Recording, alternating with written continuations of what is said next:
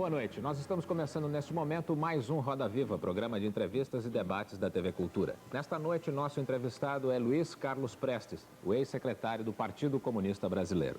E para entrevistar Luiz Carlos Prestes, estão aqui conosco no estúdio da TV Cultura Vladir Nader, jornalista e escritor. Luiz Gonzalez, jornalista da TV Globo de São Paulo. Armando Sartori, jornalista do jornal Retrato do Brasil. Maria Angélica de Oliveira, da TV Cultura. Marcos Ferman, da Rádio Cultura. Luiz Fernando Emediato, de O Estado de São Paulo. Armando Figueiredo, da TV Cultura. Cláudio Abramo, da Folha de São Paulo. Estão também conosco o poeta Mário Chami, o historiador Marco Aurélio Garcia e o sociólogo Otávio Ianni. Eu gostaria de lembrar aos senhores que essas pessoas que ocupam o andar superior do nosso cenário são convidados do entrevistado, convidados dos entrevistadores e também convidados da produção do programa. Senhor Prestes, o senhor é um homem que participa da vida política brasileira há mais de 60 anos. Com toda essa experiência que o senhor adquiriu em todos esses anos, qual é a avaliação que o senhor faz hoje da nova República? Na minha opinião, não há nenhuma nova república. Se há uma nova república, ela nasceu igual à velha. Não houve nenhuma alteração em profundidade. Todas superficiais. Eu nego, portanto, essa existência de uma nova república. Ela nasceu igual à velha no quê, senhor Prestes? Primeiro, nenhum torturador, nenhum assassino de presos políticos foi punido. Até hoje. Todos eles continuam aí, os generais todos são os mesmos. O DOI-CODE é a mesma organização que está intacta, não foi desmantelada, pronta para entrar em ação novamente.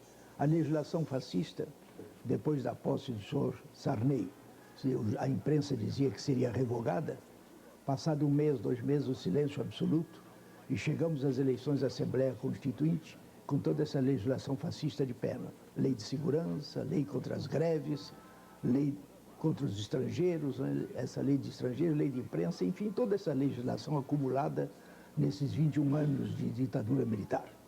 Tudo de pé. Então não houve nenhuma alteração. O poder militar continua intervindo na política brasileira acima do Estado. Intervém no Estado. Qualquer democracia burguesa, as Forças Armadas são um instrumento do Estado. No Brasil, as Forças Armadas é que ditam ao Estado o que deve fazer. E continua a mesma coisa. De maneira que não houve nenhuma alteração profunda. Houve alteração, naturalmente, em elementos táticos. Hoje já podemos chamar os generais de torturadores e eles ficam calados, né? Porque, do ponto de vista tático, melhor para eles é calar, realmente. Eu gostaria que o senhor respondesse agora a pergunta do jornalista Armando Figueiredo, que está ali, por favor. Muito bem. Agora, o senhor não admite nenhuma melhoria ou nenhuma liberação, pelo menos em termos de movimentos reivindicatórios, uma organização, por exemplo, dos partidos, o Partido Comunista que o senhor liderou tantos anos, hoje está podendo falar, inclusive, no horário gratuito da televisão. O senhor não reconhece nem essas modificações? Reconheço isso porque quem mudou mais foi o próprio partido. O partido é que hoje não é mais comunista, compreende? De comunista só tem o nome. O que tem avançado no Brasil nesses últimos anos é a consciência dos trabalhadores. Ainda ontem eu estive em 2 câmaras municipais, aqui em São Bernardo e São Caetano, e entregávamos o título de cidadão honorário desses municípios. Isso significa que esses representantes do povo refletem os interesses democráticos, a mentalidade democrática do povo desses municípios. Isso sim, isso tem avançado. A cabeça dos trabalhadores avança. Já pensam de maneira diferente e são eles que estão tendo algumas conquistas. Mas não no Estado. No Estado não houve nenhuma alteração. E com relação ao Constituinte, o senhor acabou de falar que não houve ainda a remoção do chamado entulho autoritário. O senhor acha que isso poderá ocorrer na nova Constituinte? Sim, a nova Constituinte, eu penso que no ambiente em que ela vai se realizar, com as limitações que determinam a eleição dos membros da Assembleia Constituinte, não vai modificar em nada, vai ser a mesma coisa de antes. Quer dizer, muito pouca coisa será alterada. O projeto de Constituição apresentado pelo senhor Afonso Arinos mostra perfeitamente isso. Uma somatória de reivindicações que não tem nem caráter de lógico, esquemático de uma Constituição, 400 e tantos artigos, limitações tremendas ao direito de greve. É isso que é um modelo do que será a futura Constituinte. Senhor Prestes, a próxima pergunta eu gostaria que o senhor respondesse é do jornalista Luiz Fernando Emediato, do Estado de São Paulo, que está ali. Senhor Prestes, o senhor disse agora há pouco que a nova república não mudou o país. Na verdade, pouca coisa mudou nesse país. Para o senhor que dedicou 60 anos ou mais da sua vida à transformação do país, à revolução, como é que o senhor se sente a essa altura da vida ao fazer um balanço e ver que foi tudo, na verdade, em vão, se nada mudou? Muito bem. Eu, mesmo antes, eu sempre me senti um cidadão livre. Sempre enfrentei a repressão e sempre opinei o que pensava. Dizia que por isso fui punido diversas vezes. Tive que viver na clandestinidade durante anos, cerca de 20 anos quase de clandestinidade. Mas sinto-me certamente, tenho a possibilidade de falar mais livremente. Isso existe. Mas o senhor não se sente frustrado ao ver que nada mudou apesar da sua luta? Absolutamente. Eu sei que o processo de mudança é muito demorado, é muito difícil. Não é da noite para o dia, principalmente para um povo culturalmente tão atrasado quanto o nosso. Toda a América Latina, com exceção de Cuba, não houve mudanças nesse período todo. Quer dizer, não há grandes mudanças. Veja a situação na Argentina. Uma diferença do nosso é que os generais lá foram punidos, porque eram generais derrotados, né? Foram derrotados na Guerra das Malvinas, enfraquecidos, o governo Alfonsín pôde punir alguns. Mas nada mais do que isso. É a mesma, a situação é a mesma, tanto na Argentina, no Peru. No México desapareceu o Partido Comunista. Hoje já somos com outros que não são marxistas, né? Formaram um partido socialista unificado, antissoviético, e que não tem já não utiliza mais o marxismo como arma teórica para dirigir a política do país. É que as mudanças são relativamente pequenas devido ao atraso cultural de nossos povos aqui na América Latina. E essa cultura não avança da noite para o dia. Isso é um processo demorado, um processo longo. Temos que convencer a classe operária que ela deve assumir um papel dirigente, porque é a classe consequente, a única consequente no regime capitalista na luta por uma nova sociedade. Mas também muito atrasada. É claro que hoje é diferente, a classe operária de hoje já é diferente da de 45. Em 45, ela tinha ainda grandes ilusões do capitalismo, porque as empresas eram pequenas e médias e a classe operária ainda pensava poder ser dono da fábrica. E alguns foram, alguns chegaram de operários, passaram a patrões. Isso houve alguns casos desses. Hoje é mais difícil, porque na grande empresa já o operário não tem nenhuma ilusão de poder se apropriar da Volkswagen, ou da Ford, ou da General Motors, né? Mas é que ele procura outro caminho. E quem sintetizou com uma frase que eu penso que vai ficar inscrita na história do Brasil foi um operário de talento, sem dúvida nenhuma, que é o Lula. Ele, em 81, depois que dirigiu 3 greves econômicas vitoriosas, ele disse, não basta aumentar salário, precisa mudar o regime. Isso é um passo adiante já na concepção, na mente dos trabalhadores. Senhor Prestes, a próxima pergunta é do poeta Mário Chamie, por favor. Muito prazer. Senhor Prestes, considerando o que o senhor está acabando de dizer, eu gostaria de apresentar um pequeno quadro histórico, né, das constituições brasileiras e saber em seguida a sua opinião. O Brasil conta até hoje com 7 constituições, sem contar, evidentemente, a Carta de Tomé de Souza, de 1549. Há, portanto, uma média muito expressiva. A cada 23 anos, o Brasil tem uma Constituição. E a diferença de tempo entre uma e outra parece que tende a diminuir. A Constituição de 1824 durou cerca de 70 anos, até a de 1891. Depois nós temos o exemplo dessa diminuição de 34 para 37 e o caso mais extremo de 67 para 69. Se chega a uma diferença de 2 anos.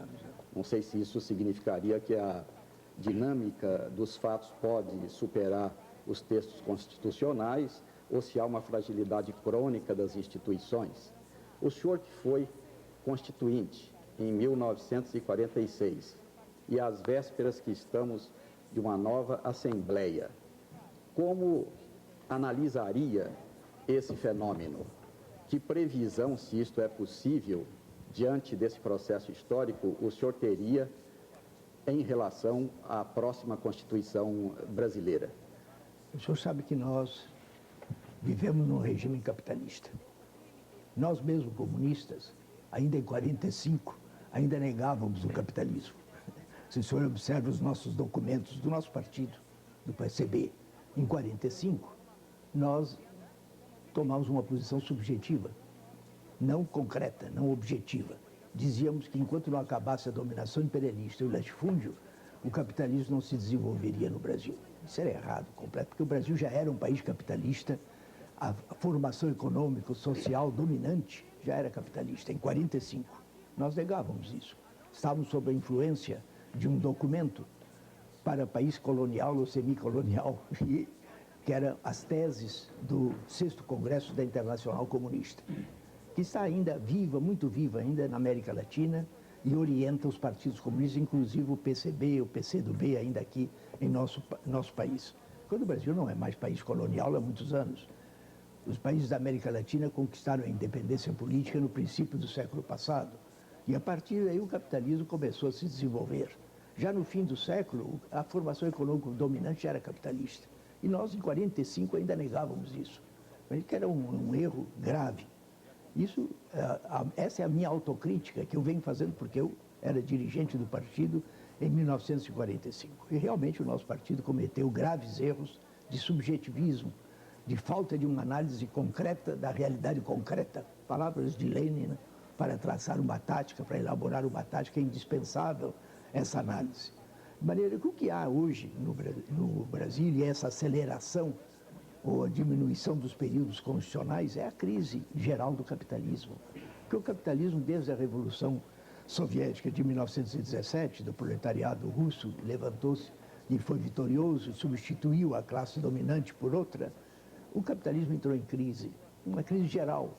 E essa crise vem se aprofundando, vem se acentuando cada vez mais. Essa crise do capitalismo é que determina essa aceleração, na minha opinião, essa aceleração da pouca duração das constituições. Mas o senhor, como constituinte em 46, esperava que a Constituição de 46 fosse duradoura? Não pensava nisso propriamente. Não. Participamos da Constituição de 46, mas éramos uma minoria. Os comunistas eram 15, um senador e 14 deputados. O senador era eu e 14 deputados. E nada de importante conseguimos na Assembleia Constituinte. Quando eu fazia um discurso sobre a reforma agrária, porque reforma agrária no Brasil não é isso que o senhor Sarney está chamando de reforma agrária.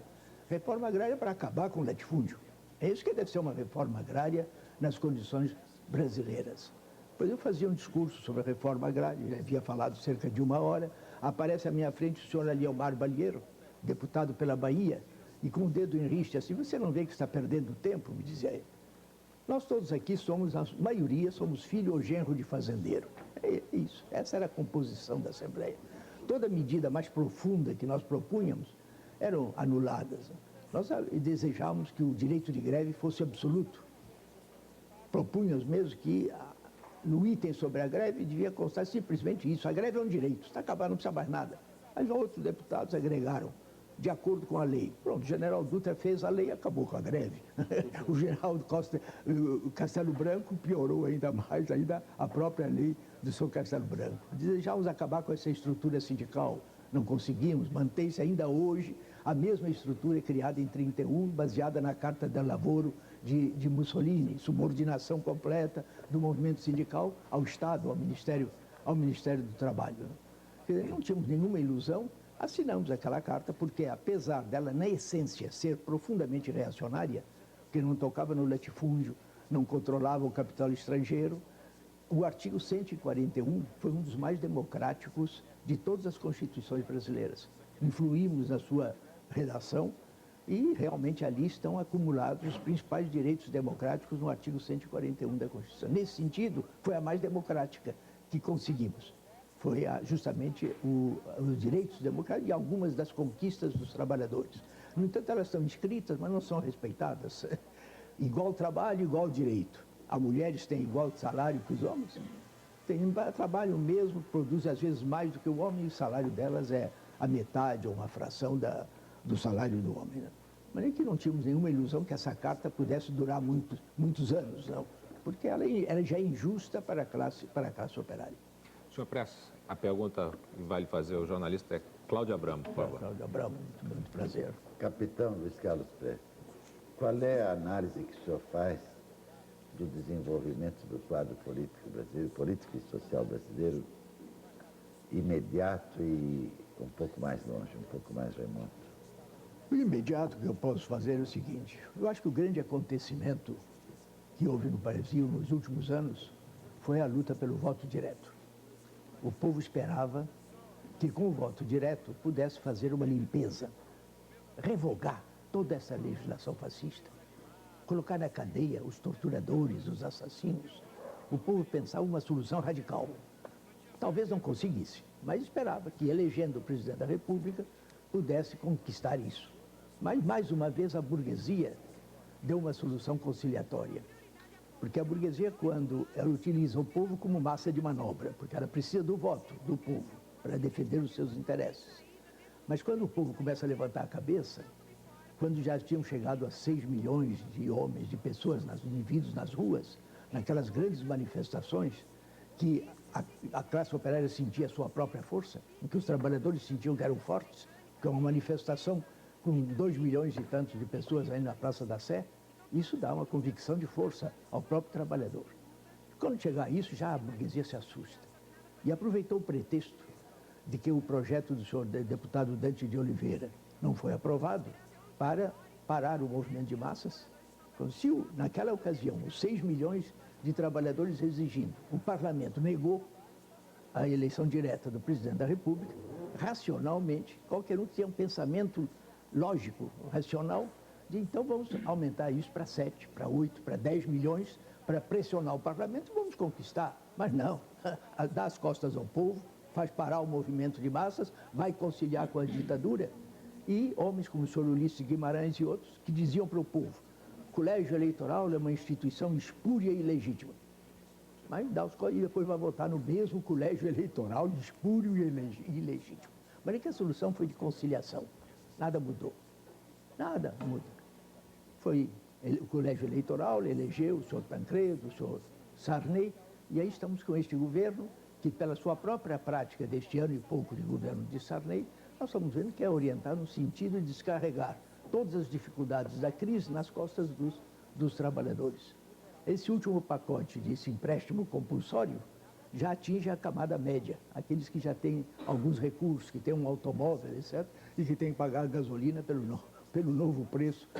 E o senhor Sarney revela, com a sua linguagem, de que ele não conhece nem as leis do capitalismo. Era aceitável que não conhecesse as do socialismo, mas pelo menos as do capitalismo ele já devia conhecer, porque ele tem que praticar, né? Mas as leis estão aí. E o que é que ele declara? Ele declara que os recursos que ele levanta agora, com esse empréstimo compulsório, ele vai realizar as metas, as novas metas que ele apresenta. E que, desenvolvendo, portanto, o capitalismo, que ele vai acabar com a miséria absoluta. Quando é justamente o contrário. O capitalismo, à medida que se desenvolve, a riqueza se acumula nas mãos de uma minoria cada vez menor. São os monopólios hoje. E a miséria para massas cada vez maiores. E vai crescer a miséria absoluta. Não vai diminuir, não. Ele mostra que hoje está equivocado. Capitão, o professor Florestan Fernandes, num debate recente, avançou a ideia de se tentar a constituição de um conglomerado de esquerda na próxima Constituinte para fazer frente à grande massa conservadora e de delinquentes, marginais, mentirosos compulsivos, mitômanos e aventureiros que vai estar nessa Constituinte. Qual é a sua análise da possibilidade desse conglomerado dar certo, levando em conta que um componente que seria importante nesse conglomerado, que é o PCB, resiste um pouco a fazer alianças à sua esquerda? Ele procura... Eu penso que não é possível nenhuma conglomerado, porque os partidos estão com orientações políticas errôneas. E quando a orientação política de um partido que se diz marxista não é justa, ela leva à divisão sucessiva do partido. Ainda agora estamos vendo aqui em São Paulo, reúne-se essa convenção do PCB, mais uma divisão. Já anteriormente havia sido afastado o camarada Capistrano da direção de São Paulo e vem se dividindo cada vez mais. A primeira condição para a unidade de um partido comunista, essas são palavras de Lenin, é uma linha política correta. Porque a linha política correta determina resoluções também de acordo com a prática, verificadas pela prática. E um homem é um ser racional.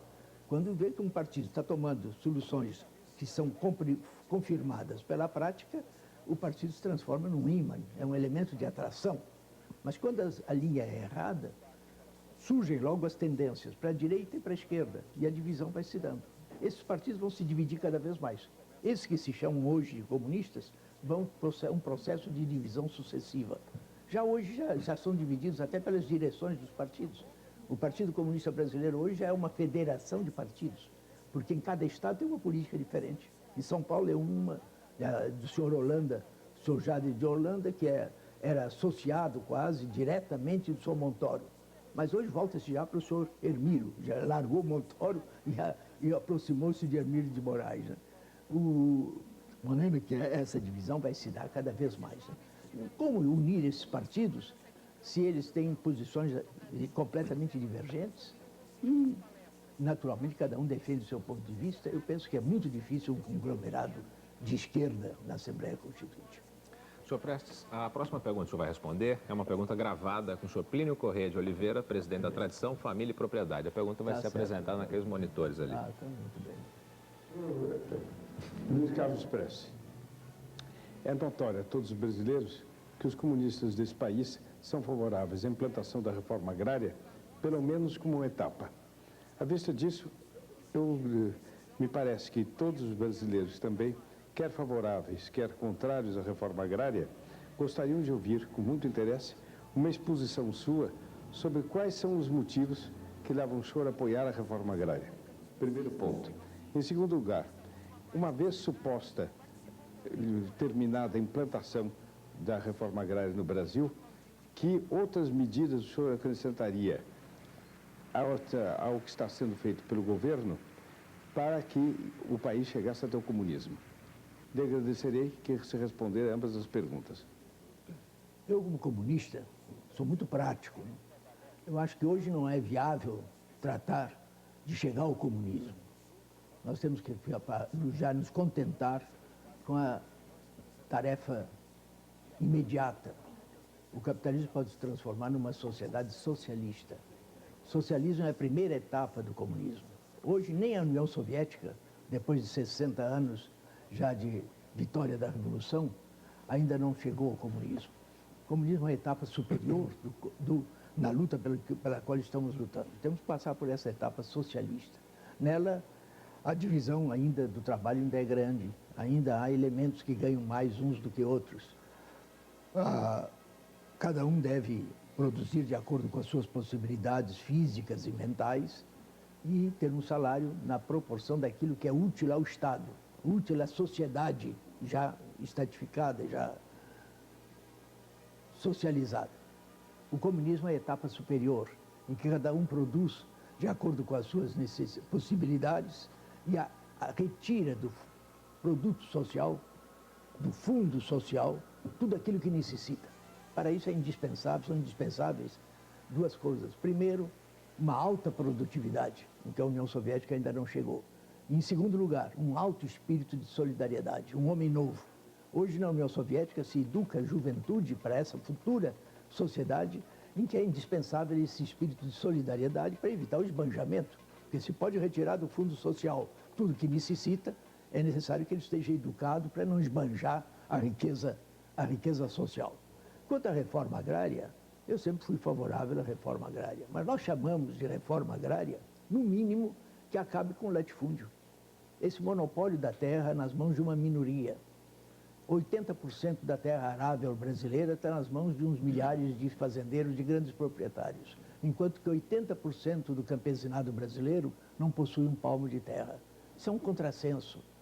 Foi verificando isso na prática, com a marcha da coluna através do Brasil, em que eu via homens de cabelos brancos que me diziam, né, há muitos anos que eu não vejo uma nota de R$1.000, que não podiam comprar uma enxada.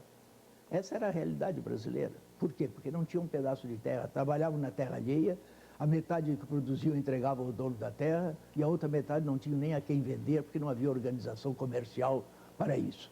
Foi isso que me alertou para o problema da nossa orientação. Nós estávamos lutando para substituir Bernardes por outro, mas chegamos à conclusão que esse era um problema social muito grave, muito sério, e que era um paradoxo que um país imenso como o nosso, 80% da massa trabalhadora do campo não tivesse um palmo de terra. Formados numa escola militar, nós não conhecíamos nem sociologia, não sabiam nem da existência de comunismo ou de União Soviética. Foi assim que marchamos através do Brasil. Mas verificamos que era necessário mudar isso, que estávamos errados, que não era a simples substituição de um homem na presidência da República que ia resolver esse problema social tão grave, e que nós precisávamos era estudar para ver onde estavam as causas desse paradoxo de um país imenso com o povo passando fome por não ter um pedaço de terra. E víamos que a guerra civil era prejudicial particularmente ao mais pobre, ao camponês mais pobre, porque se nós zelávamos para que ele não sofresse consequências prejudiciais com a marcha da coluna, o inimigo que nos perseguia cometia desatinos contra o povo. Nós mesmos tínhamos no cavalo uma arma, de maneira que quando um camponês tinha um cavalo, esse cavalo nós tínhamos que requisitá-lo, porque se não tomássemos, o inimigo tomava.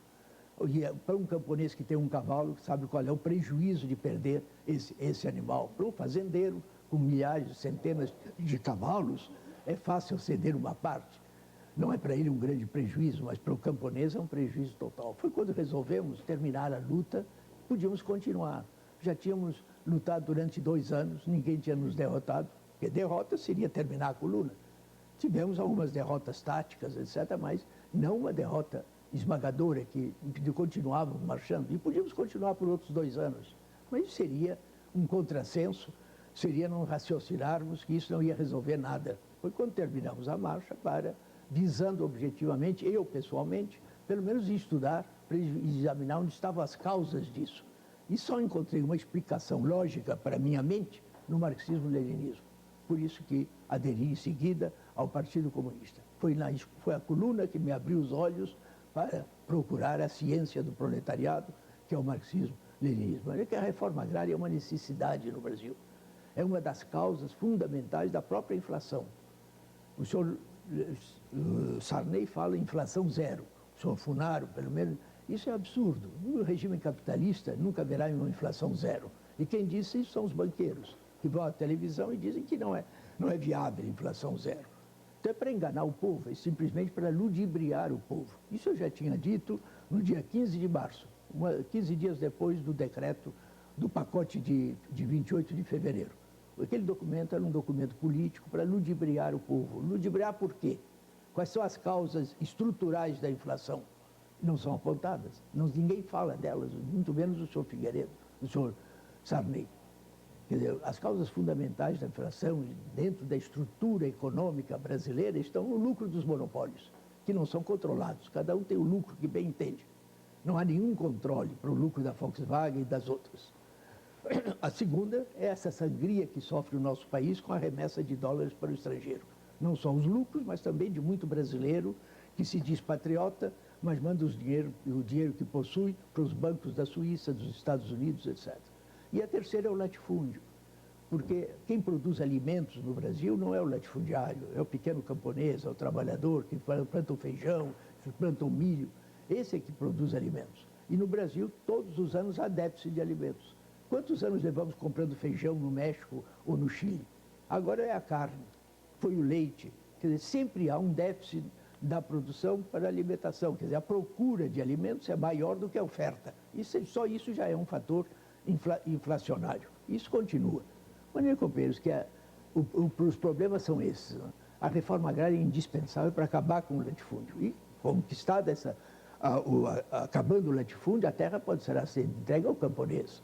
E, posteriormente, com a criação da sociedade socialista, pode-se lutar para a coletivização desse pequeno proprietário, que ele se una em coletivos, em cooperativas, ou pela forma soviética, ou pela forma cubana, né? De maneira que produza mais para alimentar os centros operários. Porque com o desenvolvimento da economia surgem os grandes centros operários de 1 milhão, de 2 milhões de trabalhadores que não produzem nada na agricultura e que precisam ser abastecidos. O erro do camarada Gierek, por exemplo, secretário do Partido Polonês, foi esse. Ele quis transformar a Polônia, em poucos anos, de país agrário em país industrial, sem fazer uma reforma agrária, com a divisão da terra, a terra entregue a pequenos proprietários, de meio hectare até 2,5, 30% dos camponeses poloneses estavam nessa situação, tinha um pequeno lote de terra. Chegou a ser feita a reforma agrária na Polônia, mas criou um problema gravíssimo, político, um contraste, um choque com o Vaticano. Quando o camarada Gomulka assumiu o governo, verificou que esse era o problema principal que ele tinha que enfrentar. Anulou a reforma agrária para entregar a terra aos pequenos camponeses, eles ficaram para resolver o problema político das relações do Estado polonês com a Igreja. Esse o fator, foi o que ele determinou, né? E não havendo uma produção de pequena propriedade, não abastecia os grandes centros, porque com a reforma que Gierek fazia para desenvolvendo a indústria, surgiram grandes centros operários de 1 milhão de habitantes. Como abastecer isso com a pequena propriedade? Não podia. Antes disso, precisava fazer a coletivização da terra. A próxima pergunta eu vou passar a palavra para o jornalista Armando Sartori, mas antes eu gostaria de fazer um lembrete para as pessoas que estão vendo Roda Viva em casa, que hoje esse programa não permite a pergunta dos telespectadores por telefone, porque esse programa foi gravado com antecedência. Por favor, Sartori. Senador, o senhor disse há pouco que no movimento das diretas, o povo foi usado como massa de manobras pela burguesia. A conclusão que eu chego é que isso foi possível porque não havia um partido ou alguma organização popular que pudesse conduzir e liderar o povo brasileiro. Ao mesmo tempo, o senhor disse que não acredita no funcionamento do chamado Bloco Progressista na Constituinte. Que se forme o Bloco. Que se forme o Bloco Progressista. Sendo assim, que perspectivas o senhor vê para o surgimento de um partido que aglutine esses interesses populares, quer dizer, que represente realmente? E se o senhor vê possibilidade que algum desses partidos existentes hoje possa ser esse partido? Eu penso o seguinte, os erros que cometemos à frente do Partido Comunista, eu pessoalmente cometi, já citei um, e outros erros foram cometidos, todos eles se devem ao atraso cultural do nosso povo. A falta de conhecimento da teoria do proletariado, que é o marxismo-leninismo, que no Brasil nunca foi estudado.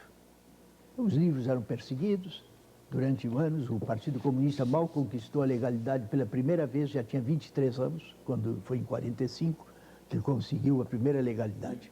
Quer dizer, no nosso país, a classe operária atrasada, analfabeta, o que poderia ter surgido seria uma corrente intelectual marxista. Intelectuais brasileiros que, nesse período, depois principalmente da Revolução Soviética, estudassem o marxismo. Isso houve na Rússia czarista. Naquela velha Rússia czarista, depois da emancipação dos camponeses, né, em 1860, existia uma corrente intelectual de grande valor que exerceu uma influência internacional. O senhor sabe que na segunda metade do século passado, os melhores romancistas lidos no mundo inteiro eram russos. Era Tolstói, era Dostoiévski, eram os grandes romancistas da época. Os melhores professores de física naquela época eram também matemáticos, também eram. A essa corrente intelectual que estudou o marxismo, Lenin chamava de marxismo de cátedra. Mas isso aqui no Brasil não houve. Marxismo de professores, porque era a intelectualidade que podia estudar essa teoria e realmente defender. E entre eles, um que Lenin chamava mestre, que Plekhanov foi mestre de Lenin, participava dessa mesma corrente, né? Foi nessa corrente que Lenin pôde colher alguns elementos de talento para formar um partido. Assim mesmo teve que esperar 10 anos. Né? Ele chegou a Petersburgo em 93 e o partido só foi construído, iniciado mesmo em 1903. Tendo à frente esses elementos. Para fundar um partido revolucionário aqui em nosso país, um partido comunista verdadeiro, armado com a teoria do proletariado, é necessário partir de um núcleo marxista, firme, conhecedor da ciência, para poder realmente formar esse partido. Essa é a minha tese e é por isso que eu estou lutando. Eu estou certo de que a situação das massas no Brasil vai se agravar cada vez mais. A política do senhor Sarney é descarregar as dificuldades nas costas dos trabalhadores. O capitalismo não tem outra solução. É descarregar todas as dificuldades, então a situação das massas vai agravar-se. Elas não vão ficar de braços cruzados. Nenhum povo enfrenta a fome sem lutar. O nosso povo também vai a grandes lutas. Essas lutas serão reprimidas, mas a classe operária vai aprender muito com isso. E como alguns operários já estão lendo, porque hoje já existem os livros em português, né? E há também intelectuais modestos que não aparecem, mas que estão estudando marxismo, ou sozinhos, ou em pequenos grupos na universidade, eu penso que o nível de conhecimento da ciência do proletariado vai se elevando pouco a pouco e que nesse meio, diante das próprias lutas, que a classe operária aprende mais é na luta. Durante a luta serão escolhidos os verdadeiros dirigentes da classe operária, capazes de organizar um partido revolucionário em nosso país. Isso que está aí, isso aí, a expressão mais justa que eu posso aplicar, isso não tem nada a ver com marxismo. Isso é uma podridão oportunista. Tanto PCB, PCdoB, MR8, todos eles não têm nenhuma base científica na sua política. É uma política completamente errada, distanciada, divorciada completamente do povo, somente para servir o seu Sarney, que estão a reboque de Sarney, colocam a classe operária a reboque da burguesia, porque não tem uma linha política correta, não fazem, não querem nem ao menos iniciar uma autocrítica depois da acumulação de erros que nós cometemos, que nós à frente do partido cometemos grandes erros, e o comunista não está livre de cometer erros, né? É humano errar. Só não erra quem não faz nada, mas isso é o maior de todos os erros, né? É não fazer coisa nenhuma, né? Mas é que fazendo alguma coisa está sempre... Já os latinos diziam, né? Humano errar e humano és, e realmente é a situação inevitável disso. Mas o comunista, errando, tem que reconhecer o erro e depois procurar as causas do erro, para arrancá-las de raiz. Esse erro não se comete mais. Depois que se arranca de raiz as origens do erro. Mas para isso é necessário um grande esforço e uma grande modéstia para saber enfrentar e fazer dizer, porque o comunista tem que dizer ao povo. O dirigente comunista que errou e que reconheceu o seu erro e não se dirige ao povo, não ao partido apenas, ao povo. Ele errei e diz qual é a experiência desse erro, de onde estavam as origens desse erro, esse não tem prestígio para dirigir partido, não pode dirigir partido. Algum grande erro que eu cometi muitos, já cometi muitos. O mais importante eu já citei aqui, que foi em 45, em que nós tomamos uma posição subjetiva. Negávamos o capitalismo no Brasil em 45, quando o Brasil já era um país capitalista. Eu gostaria que o senhor respondesse a próxima pergunta do jornalista Luiz Gonzalez. Muito bem. Senador, o senhor tem falado em várias respostas sobre políticas incorretas. Eu queria saber do senhor, se o senhor já estivesse à frente desse partido marxista de quadros preparados, científicos, conhecedores da teoria, qual seria a política correta que o senhor determinaria para esse partido neste momento, nesta eleição e para o próximo ano? Em primeiro lugar, nós temos que examinar a realidade objetiva do Brasil. Se é um país capitalista, um revolucionário dentro do país capitalista luta por uma sociedade superior. Então, o caráter da revolução, em vez de ser nacional libertador, como é atualmente para os partidos comunistas atuais, aí, seria já socialista. Quer dizer, o caráter da revolução no Brasil, já há muitos anos, que devia ser de luta por uma nova sociedade, uma sociedade socialista. O operário de talento, que é o Lula, sem dúvida alguma, já declarou isso. Eu já citei aqui. Já disse aqui, nas condições brasileiras não basta aumentar salário, precisa mudar o regime. Quer dizer, conquistar um outro regime, que é o regime superior. Depois do capitalismo, o capitalismo leva inexoravelmente ao socialismo. Então, lutar pelo socialismo. Agora, lutando pelo socialismo, nós temos que participar da vida política da nação e temos que participar, portanto, dessa vida dentro ainda do capitalismo, enquanto não é possível fazer a revolução. Porque a revolução não se faz quando quer. No Brasil, por exemplo, é indispensável para que a revolução possa ser vitoriosa, possamos pensar em fazer uma revolução, uma mudança de classes no poder, porque a revolução é isso, é mudar uma classe por outra, no poder político. É indispensável, em primeiro lugar, democracia para o povo, para as massas. Isso nós não temos no Brasil hoje ainda. Não, a democracia hoje no Brasil é para uma elite. Isso aqui no litoral, né? Porque lá no interior é a matança. O fazendeiro considera que é dono de tudo, que vive na sua terra, direito de vida ou morte sobre o trabalhador. Mas aqui no litoral mesmo, o operário, o trabalhador, a pessoa pobre, consegue fazer da seu lar inviolável? Não, a polícia entra na casa de qualquer trabalhador sem dar satisfações, sem nenhum mandato judiciário. Então não há democracia para o povo, há uma democracia para uma elite. A elite intelectual, etc., e rica é que tem, é que gosta de democracia. E sem democracia não pode haver revolução. Muitas pessoas se equivocam quando falam sobre a Revolução Soviética de 1917, pensando que ela se deu num regime de extrema reação. Ao contrário, naquele momento, o ano de 1917, a Rússia czarista, que só terminou mais tarde, né, era o país mais democrático da Europa. Havia se afastado da guerra, não estava mais em guerra, e fez a Revolução Burguesa, botou o czarismo abaixo, proclamou a República, e era o país mais democrático. Os bolcheviques falavam nos quartéis. Imagine chegarmos aqui a uma época em que eu posso entrar nos quartéis e falar aos soldados. Agora, isso ainda não há possibilidade. Do ponto de vista prático, o que o senhor defenderia na Assembleia Constituinte do ano que vem, para que essa democracia seja estendida? Nessa Constituinte não tinha nenhuma ilusão, porque quantos comunistas poderão estar dentro dessa Assembleia Constituinte? Seremos uma minoria, será uma minoria. Homens que tenham mesmo a consciência revolucionária serão muito poucos. Eu já tive uma situação semelhante, nós éramos 15.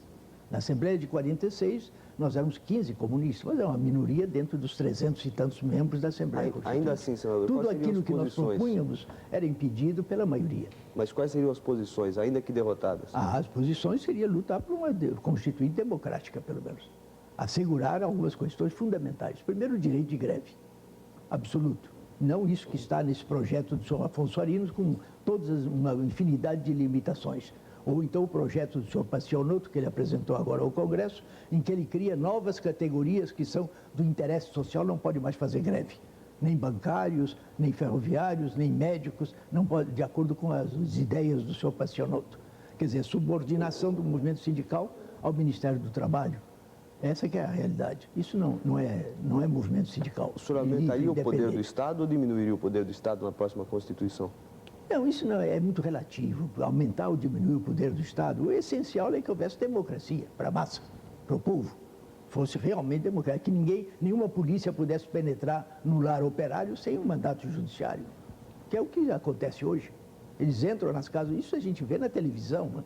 Quando houve aquela greve dos boia fria ali em Guariba, ali perto de Ribeirão Preto, a televisão mostrava como os policiais do senhor Montoro arrancavam o operário de dentro de casa para surrá-lo a chicote. Não era nem a castete, era a chicote do lado de fora. Isso não é democracia. E essa democracia que precisávamos, pelo menos, legislar sobre ela para que a Constituição assegurasse essa liberdade. Isso que era o fundamental. Senhor Prestes, a próxima pergunta vai ser feita por Marco Aurélio Garcia, historiador. Muito bem. Senador Prestes, ouvindo as suas considerações, senador Prestes, ouvindo as suas considerações sobre a situação atual do Partido Comunista, ou dos partidos comunistas no Brasil, eu me lembro um pouco de uma frase que um dissidente tcheco, logo depois da invasão, pronunciou diante de um amigo meu que visitava a Tchecoslováquia nesse momento, que dizia: meu amigo, esse é um país estranho, que é um país onde os comunistas não têm partido e o partido não tem comunistas. Por outro lado, quando eu escutava o senhor falando sobre o que seria um projeto de reconstrução de um partido revolucionário no Brasil, eu vi invocar, de uma maneira geral, as clássicas referências ao modelo de partido leninista, onde há um peso muito grande dado ao papel da intelectualidade, de vez que a sociedade vive, segundo as suas palavras, um atraso cultural muito grande e que dificilmente os trabalhadores, a partir de um processo espontâneo, podem chegar a uma consciência revolucionária. 60 anos depois de várias experiências socialistas desse tipo, eu acho que eu pelo menos me permitiria ser um pouco mais temeroso, um pouco mais inquieto quanto a esse tipo de afirmações, e eu gostaria de lhe propor uma reflexão em torno da seguinte questão. Esse modelo de partido centrado fundamentalmente num grupo de intelectuais, ainda que evidentemente em contato com o movimento trabalhador e procurando interagir sobre esse movimento trabalhador, não é um modelo que cria riscos muito grandes de uma vanguarda iluminista que tende, inclusive, a se autorreferir excessivamente e, com isso, em realidade, suprimir os valores democráticos que transcendem, de alguma maneira, seja as sociedades capitalistas ou socialistas, porque acho que há alguns que do tipo pluralidade de partidos, liberdade de imprensa, alternância, etc., etc., me parece que são valores que, de uma certa maneira, não podem ser reivindicados como valores de democracia burguesa, mas sim são valores democráticos. Bem, eu penso que o seu raciocínio tem algo de lógico, mas é muito parado. Porque eu me referi à formação de um partido. Para iniciar um partido, temos que partir de um grupo de pessoas que pelo menos conheçam o marxismo e que sejam firmes na defesa dos seus princípios. Mas, em seguida, formado um partido, ele vai se ligar às grandes massas. Um partido não pode viver sem estar ligado às massas, sem educar os trabalhadores e sem conquistar trabalhadores para a direção do partido. Esse que é o processo de crescimento de um partido comunista. Não vai ficar cifrado, reduzido a esse pequeno grupo inicial. Esse pequeno grupo vem se substituindo justamente por homens que vêm de baixo, educados pelo próprio partido, conhecedores do marxismo, que chegam à direção do partido. Através de congressos, o partido enriquece a sua própria direção, elege operários que já conhecem o marxismo, que já foram educados, para compor a sua direção. Esse grupo inicial é que necessita pelo menos conhecer o mínimo de marxismo e ser firme na direção. Por isso que eu digo que esses partidos que estão aí não podem se transformar em partidos revolucionários, porque o primeiro passo que eles tinham que dar era um processo autocrítico, exame profundo dos erros que cometeram, para afastar radicalmente as causas desses erros. E eles se negam a fazer isso. Eu, durante 10 anos, de 1967, quando levantei pela primeira vez minhas dúvidas sobre a orientação do partido, foi em 1967 que eu levantei essas dúvidas, até 1969, a pericia pedia ao Comitê Central que examinasse os erros, que fosse comigo examinar os erros, mas negavam-se. E até hoje se negam. Negam-se de tal maneira que nem os documentos que eu apresento, eles não criticam. Não apresentam críticas aos meus próprios, ficam calados. Por quê? Porque não querem discutir o assunto que tem que levar, sem dúvida alguma, a arrancar de raiz os erros que nós cometíamos. Porque as raízes dos erros estão longe. Eu, depois que cheguei à conclusão de que havíamos errado, isso é o primeiro passo. Lenin diz, reconhecer o erro é o primeiro caminho dado, o primeiro passo dado no caminho. Mas é necessário o comunista investigar as causas, arrancar de raiz o erro, porque esse depois não se comete mais. Mas se não se comete, não se vai à raiz do erro, não se faz autocrítica. Porque a autocrítica é o seguinte, não é confissão religiosa, bater no peito que erramos. É necessário raciocinar. Como é que eu, que sou um revolucionário, que estou disposto a dar a minha vida por essa causa, cometi um erro que é prejudicial à revolução? Eu tenho que examinar na minha cabeça onde está a origem desse erro. Então fui examinar o passado do nosso partido. Encontrei logo em 45 o erro a que eu já me referia, em que nós negávamos a possibilidade que o capitalismo no Brasil. Mas isso tem origens também. E as origens eu fui descobrir no 6º Congresso da Internacional Comunista, em 1928. Esse congresso cometeu muitos erros. Entre eles, elaborou umas teses, um documento que tem esse título, Teses para o Desenvolvimento da Luta dos Povos dos Países Coloniais e Semicoloniais. Esse documento foi aplicado dogmaticamente em toda a América Latina, com exceção de Cuba. Foi o único país que se livrou disso.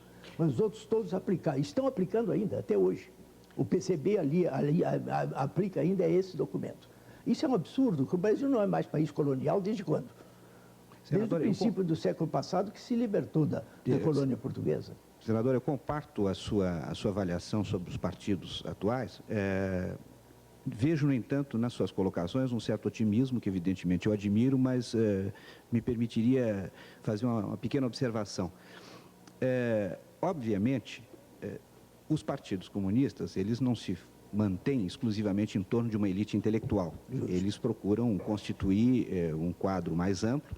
Agora, como o senhor mesmo explicava na sua intervenção, ele se constitui em grande medida através de um processo permanente de educação e de um processo de definição política que supõe por trás, né, um certo suposto geral, que tem um suposto geral por trás, que é a teoria marxista-leninista, por assim dizer. Ora, eu digo que tenho uma certa dificuldade em compartilhar o seu otimismo, na medida em que essa expressão marxismo-leninismo hoje em dia ela é uma expressão extremamente errática. Tanto é assim que, sob esse guarda-chuva, nós vemos abrigados o os dirigentes albaneses, os dirigentes da China, o senhor Gorbachev, no Brasil o senhor João Amazonas, o senhor Jocando Dias, e o senhor reivindica, e possivelmente outros aqui reivindicariam a mesma coisa. Então, a grande pergunta que se coloca é a seguinte: qual é a instância, alguém me dirá, bom, a instância da prática revolucionária, mas enfim, como se mede efetivamente hoje em dia a constituição dessa organização revolucionária, mas sobretudo, porque eu acho que é exatamente em torno dessa questão que nós assistimos esse processo autofágico dos partidos comunistas que o senhor mesmo descreveu, qual o senhor inclusive foi tragado por ele. Quer dizer, abusa-se muito do nome de marxismo, mas o marxismo é Marx, Engels e Lenin. As obras deles estão aí para quem quiser conhecer o marxismo. Interpretar esse marxismo. O marxismo é aplicado a uma determinada realidade. Aqui no Brasil, por exemplo, uma das maiores dificuldades para aplicarmos o marxismo é o desconhecimento da realidade brasileira. Em 1945, nós não conhecíamos a realidade. E hoje ainda, não houve até hoje um balanço, uma análise global da realidade brasileira, que é muito complexa. Cada estado é um caso diferente, cada município, às vezes, é um caso diferente. O que nós precisamos é uma análise global dessa realidade à luz do marxismo-leninismo. Isso até hoje não foi feito. Mesmo porque as estatísticas no Brasil são muito precárias. Né? O senhor viu ainda agora, o senhor Funaro, o senhor Sarney, quiseram determinar qual era o índice de inflação no Brasil. Surgiram logo 3 números. Né? O do Banco do Brasil, o do IBGE, e lá o do Ministério da Fazenda, etc. Por quê? Porque não há estatísticas. Isso existia na Rússia czarista. Na Rússia czarista, com todo a pressão do regime político reacionário, existia realmente uma estatística de tal natureza que Lenin pôde, na base daquela estatística, elaborar um dos seus trabalhos mais importantes para a aplicação do marxismo na Rússia, que foi aquele livro dele, que com 23 anos, 24 anos, redigiu sobre o desenvolvimento do capitalismo na Rússia. Isso nós temos no Brasil? Não temos. Há elementos aí, como Florestan Fernandes, como o próprio senhor Celso Furtado como economista, que contribuíram, que trazem elementos para isso. Mas não há ainda uma análise concreta da realidade brasileira. E como o marxismo não é dogma, não tem modelos, o marxismo precisa ser aplicado, é um método de ação aplicado a uma determinada realidade. Se desconhecemos essa realidade, cometemos erros na aplicação do marxismo. Inevitáveis, precisamos realmente estudar e avançar no sentido do conhecimento dessa realidade. Senhor Prestes, a próxima pergunta é do jornalista Marcos Ferma, da Rádio Cultura. Uma pergunta prosaica, a primeira pergunta. O que o senhor tem na lapela? Eu queria que mostrasse aqui... Esse aqui é um emblema da candidatura do sociólogo o Florestan Fernandes. Então, um esclarecimento, que eu estava inquieto, eu via brilhar aí esse distintivo luminoso, né? E por que o Florestan? Não, o Florestan é um homem que, talvez um dos que mais se aproxima de uma solução marxista para o estudo dos problemas brasileiros. Como sociólogo, ele tem se realmente destacado pelos seus trabalhos. Trabalhos sobre a própria Revolução Burguesa no Brasil é um trabalho importante, e outros trabalhos dele. Aí, isso não significa ainda que já sejam realmente marxistas, etc. E um homem sozinho não pode fazer essa elaboração do que é realmente a realidade brasileira. Senador, o senhor foi, quando jovem, né, o autor de uma grande proeza militar. Eu sei de generais, marechais, que aqueles que não participaram da coluna, que até hoje me parece que se mordem de ciúmes, né, pelas suas proezas quando jovem, né, na coluna Prestes. O senhor naquele tempo não era marxista, tinha o espírito da aventura, né, e fez aquela longa marcha. O senhor, se fosse marxista naquele tempo, teria feito tamanha proeza, que é um dos maiores feitos épicos da história desse país? Eu penso que não pode se escrever a história com hipóteses. Não é verdade? As hipóteses, a história tem que ser realista, tem que partir da realidade. Aquilo foi um fato concreto, nós fomos levados àquilo. Não tínhamos nenhuma ideia de fazer aquela marcha. Mas nós tínhamos que nos defender. Tomamos armas lá no Rio Grande do Sul, formamos um pequeno grupo lá de 1.500 homens que não podíamos nem armar, porque os quartéis do Rio Grande estavam desarmados. Dos 1.500 só podia dar armas longas somente a 700. Os outros estavam de revólver e pistola na mão. A questão de munição era precaríssima, a situação de munição.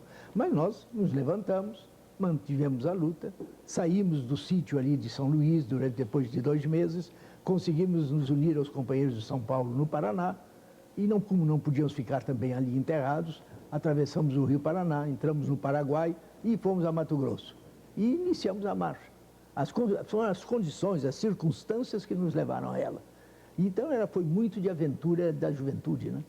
Foi uma aventura de jovens, sem dúvida alguma. Loucuras da juventude. Isso é muito comum. O que você acha hoje dessa loucura? Essas loucuras, às vezes, dão certo, outras vezes não dão. E o que a você loucura acha do hoje Fidel deu dessas certo também, não foi? E era loucura também, um punhado de homens da Serra Maestra. Ninguém podia acreditar que aquilo pudesse levar à Revolução Cubana. Ele levou a Revolução Cubana. E como é que você vê hoje, assim, esse episódio todo, digo, a própria coisa assim, os cavalos, eu a acho ação que foi e tudo mais? a marcha da coluna, se quisermos analisar, mas durante 50 anos pesou silêncio absoluto.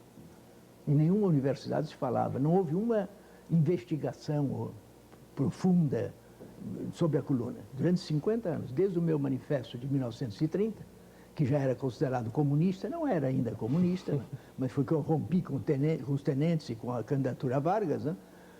Durante 50 anos, silêncio absoluto. Nas universidades não podia nem se falar, os livros não diziam coisa alguma sobre a coluna. Agora, depois de 80, é que pouco a pouco vem se desenvolvendo, hoje nas universidades já se elaboram teses, a investigação, a procura objetiva do que foi a coluna. A coluna traz algumas lições, porque foi um acontecimento que é realmente interessante, né? Foram 25 mil quilômetros, percorremos 3 estados do Brasil, enfrentando tropas 10, 20 vezes superiores às nossas.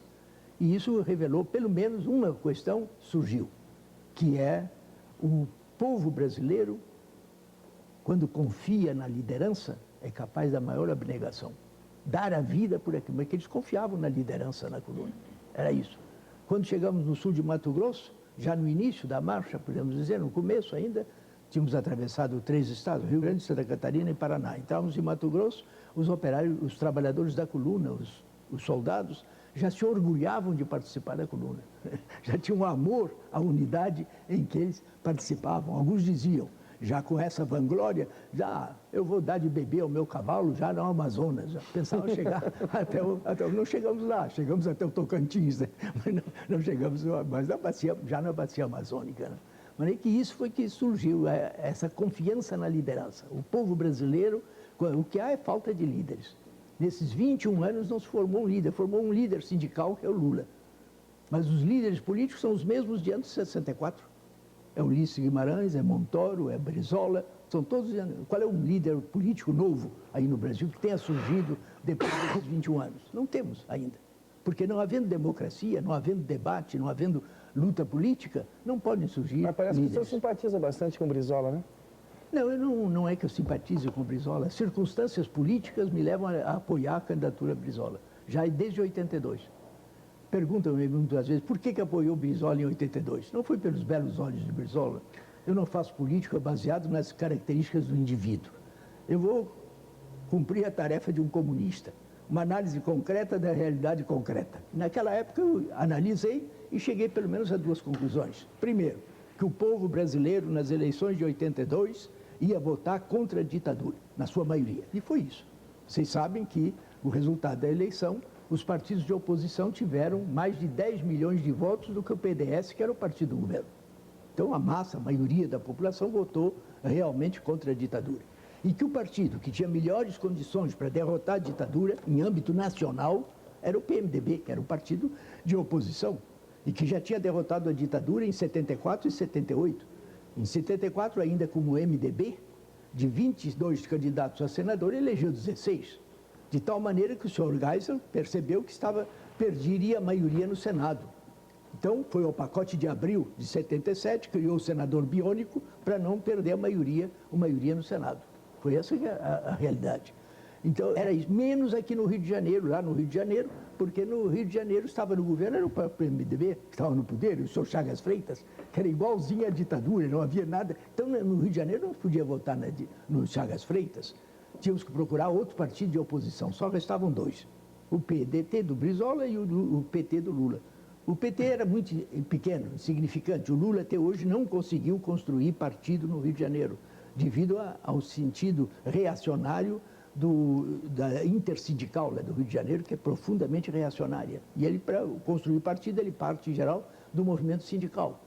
Mas ele que não conseguiu até agora. Agora, na última eleição para prefeito do Rio de Janeiro, ele obteve menos de 1%, 0,97% foi o PT. Mas ele que o PT não podia ser. Então tinha que ser o PDT do Brizola. Isso foi, veja que não foi pelos belos olhos, foi um raciocínio lógico, baseado na realidade objetiva. Senhor Prestes, eu gostaria de pedir a sua licença de todos nós que estamos participando da entrevista para chamar um intervalo e a gente volta daqui a pouquinho, continuando com a entrevista. Até já. Até já.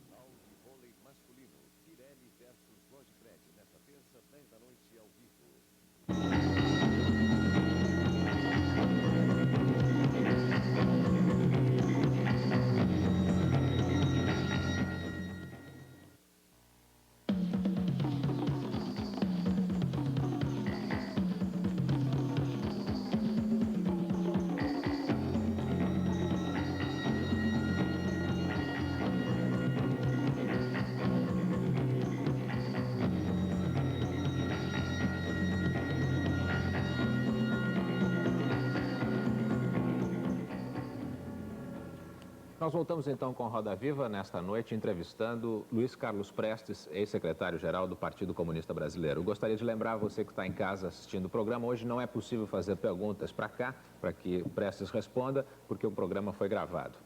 Eu gostaria de perguntar ao senhor Prestes, como é que o senhor tomou contato pela primeira vez com a literatura marxista? O senhor disse que não era marxista, não era comunista, quando liderou a coluna.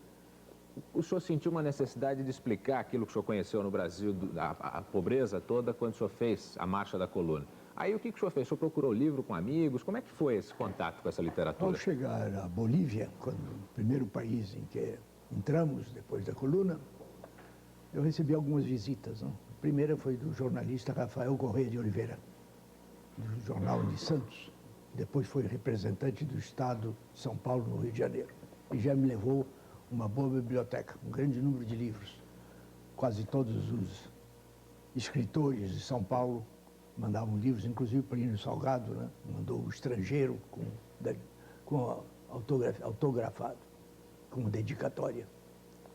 E entre eles também alguns livros marxistas, muito poucos.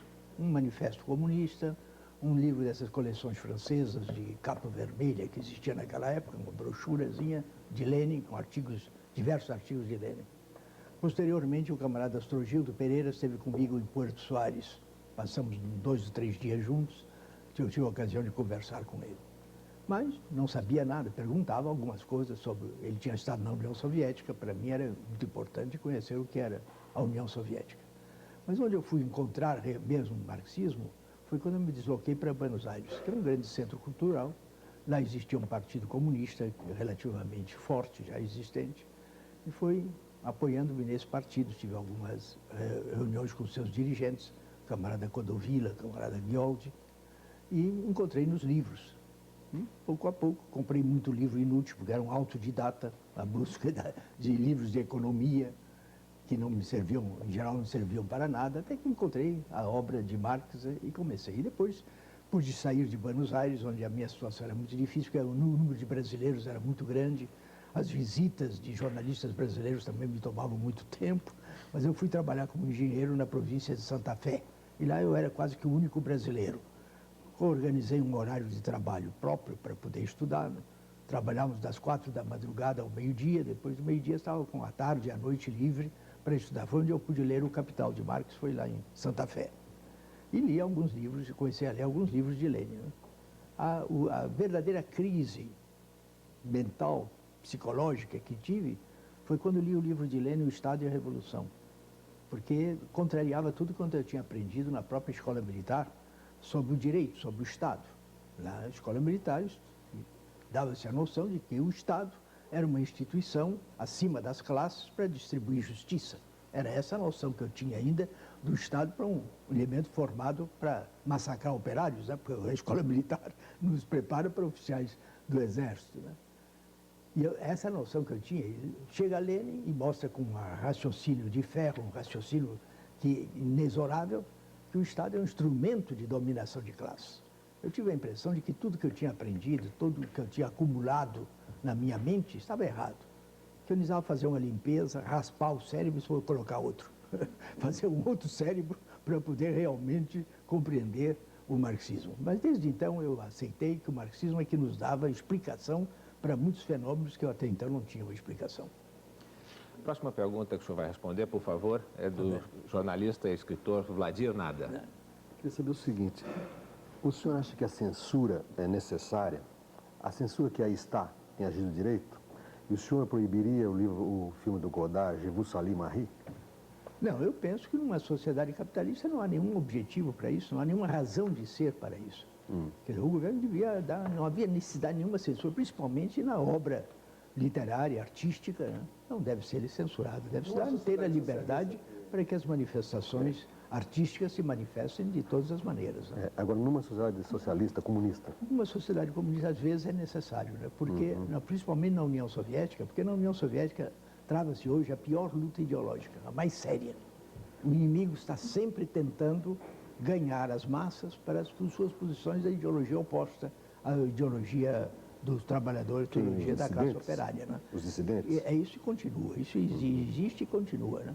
Então o governo precisa tomar algumas medidas de censura ou de realmente para não permitir que a classe operária seja ganha por isso. Essa que é a necessidade. Naturalmente, isso vai pouco a pouco vai sendo eliminado. E eu penso que o secretário atual mesmo está com essa visão de acabar com muita coisa que era já anacrônico e que não havia mais razão de ser, porque a sociedade soviética é constituída de homens e eles erram também como qualquer outro. E cabe ao próprio povo soviético corrigir os erros, os excessos, as medidas desnecessárias, muitas vezes tomadas na própria União Soviética. Eu vivi lá na União Soviética há alguns anos, conheço bem a sociedade soviética. Acho que há bastante liberdade. O que é uma democracia diferente da democracia burguesa. Porque a democracia pode ser burguesa e pode ser democracia do proletariado, é outra. E além disso é necessário defender o Estado. Que uma classe nova chega ao poder, ela não está preparada, não tem elementos já conhecidos como defensores realmente da nova ordem política. Então algumas medidas são necessárias tomar para poder assegurar a estabilidade desse novo Estado. Agora, na sociedade comunista, o senhor aceita a arte não engajada? O quê? A arte não engajada politicamente? Eu acho que deve haver liberdade artística, liberdade de composição artística para que todas as tendências artísticas se manifestem. Essa é a minha opinião pessoal. Né? É claro que pode haver restrições, mas serão de caráter político, por uma necessidade, para manter e para conservar o poder na mão de uma classe nova que chegou ao poder. Esse é o processo. O senhor veja no Afeganistão agora, foi proclamada a República, a Revolução Democrática foi vitoriosa em 78, né, em abril de 78. Não havia nem polícia, nem exército organizados, mas a burguesia e os latifundiários que fugiram para o Paquistão, lá estão organizados, estão fazendo instrução, estão preparando guerrilheiros e invadindo o país. Eles que já tinham feito um acordo de solidariedade e ajuda mútua com a União Soviética, um mês depois da Revolução, já fizeram um acordo. Solicitaram ajuda soviética e está lá ajudando. Ainda agora há poucos dias o camarada Gorbachev sustentava o que desde Brezhnev já se dizia, que se os países vizinhos garantirem que não vão mais intervir no Afeganistão, a União Soviética retira imediatamente todos os seus soldados de lá. Agora consta já que parece que o Paquistão e outros países já estão dispostos a assinar algum documento dessa natureza. E o camarada Gorbachev disse, vai retira as tropas. Elas estão lá simplesmente para ajudar o povo afegano a se defender. É um novo poder, um poder democrático, ainda não é socialista, mas que precisa ser salvaguardado, porque senão volta tudo à mesma situação anterior à Revolução Democrática de abril de 78. A próxima pergunta que eu gostaria que o senhor respondesse é da jornalista Maria Angélica de Oliveira.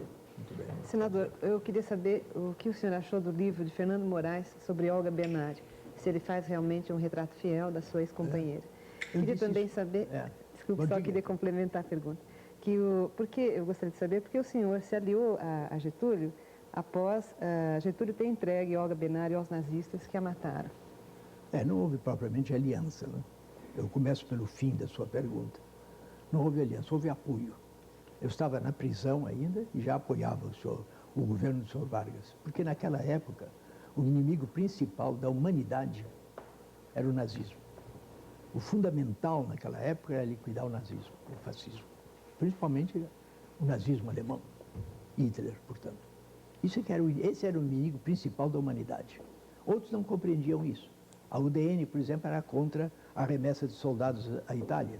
Dizia, primeiro temos que acabar com o fascismo no Brasil para depois, então, mandar soldados para combater o nazismo na Europa. Era uma inversão da situação, porque a derrota do Hitler teria consequências no Brasil. E, de fato, Getúlio, a 29 de outubro, caía, né? No mesmo ano de 45.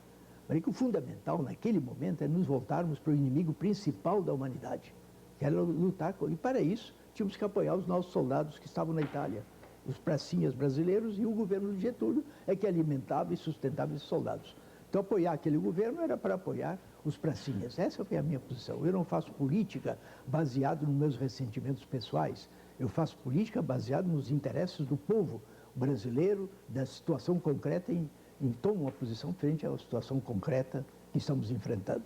Mas foi essa a posição. Agora, quanto ao livro do Fernando Moraes, eu acho que é um livro verídico. Eu disse isso por escrito há poucos dias e a Folha publicou a minha carta, porque tinha publicado naquela sessão painéis, né, de que eu fazia observações ao livro, que não gostei do livro. Não é verdade isso. Eu sempre achei que o livro foi útil, foi positivo, é veraz. Não há propriamente nada ali que eu possa combater.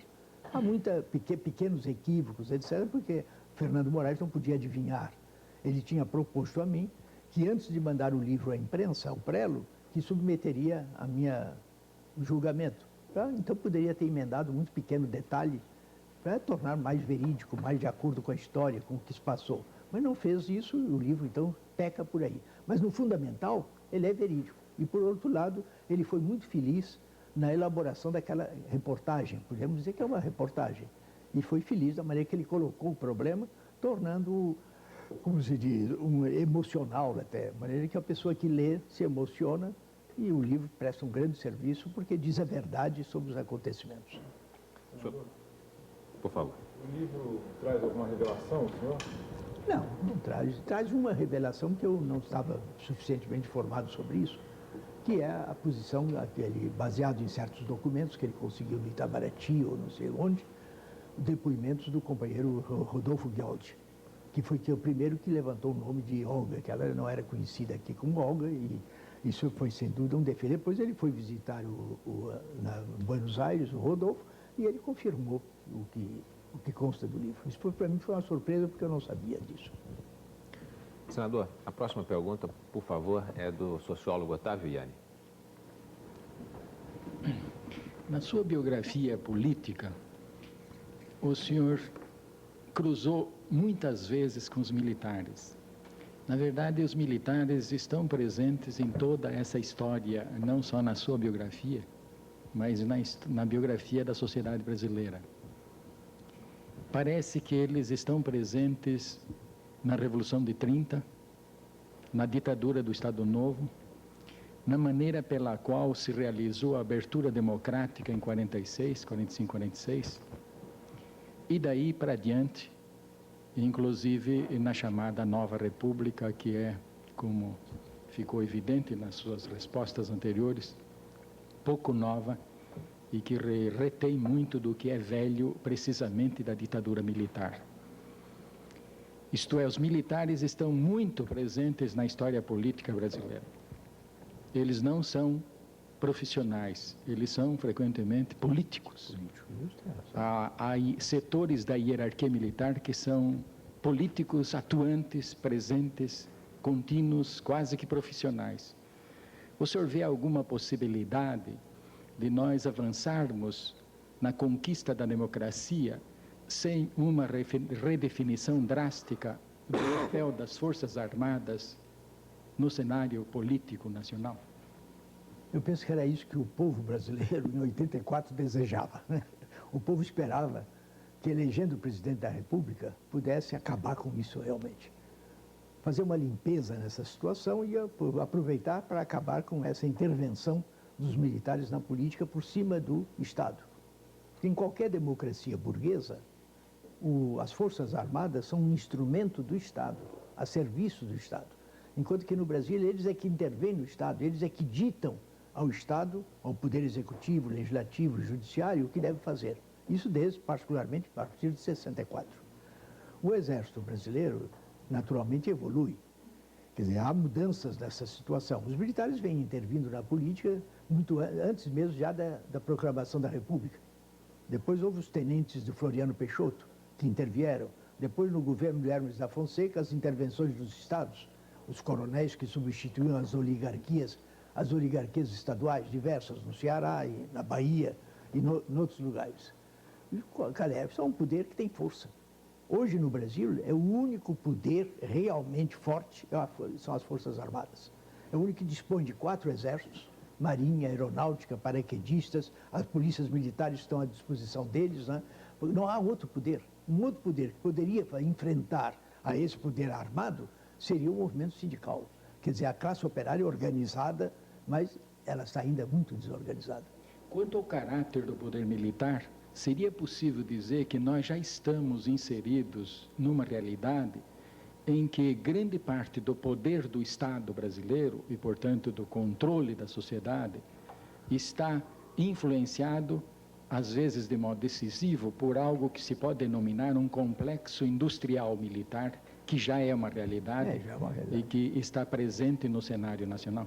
Justo, isso existe. Já existe esse complexo, mas quem domina são os militares. Porque os militares aí continuam dominando. Eles intervêm diretamente na vida do Estado. O próprio general Pires, Walter Pires, numa entrevista que ele deu em 81, publicada na Folha de São Paulo, dia 21 de agosto de 81, ele afirmava categoricamente que a tarefa dos militares é essa, acima do Estado. Palavras dele, dizia ele, as Forças Armadas têm como tarefa, são palavras do general, nessa entrevista publicada na Folha, assegurar aos poderes do Estado, então eles se colocam acima dos poderes do Estado, quando é uma inversão da democracia. Em qualquer democracia burguesa, as Forças Armadas são um instrumento do Estado. Eles é que iam assegurar ao Estado, aos poderes estatais, a ordem e a tranquilidade para que se desenvolvesse a economia e a democracia. São palavras dele publicadas na Folha. Isso é um erro, é uma inversão dos acontecimentos. São os militares colocados acima de tudo. Eles é que dominam, eles é que governam. Um complemento só desta questão. O senhor veria, eu pessoalmente estou vendo algo nesse sentido, gostaria de ouvi-lo sobre isto. O senhor veria alguma tendência mais forte ultimamente, no sentido de que o Brasil foi escolhido pelos norte-americanos, pelo governo norte-americano, como um aliado preferencial na América do Sul, tanto para operações de tipo econômico, e alguns indícios já são evidentes nas relações com a Argentina, com o Uruguai, além de outras que já eram evidentes anteriormente, como no plano militar, isto é, de que na geopolítica norte-americana o Brasil foi eleito por condições muito conhecidas, algumas não conhecidas, mas outras muito evidentes, foi eleito aliado preferencial do imperialismo no âmbito da América do Sul, o que pode significar problemas bastante sérios para as populações, para os setores populares dessas nações que compõem a América do Sul, ao menos dos países vizinhos. Se isso é verdade, realmente é uma ameaça muito séria. Mas não creio ainda que eles tenham feito essa escolha. Eles estão vendo o conjunto latino-americano.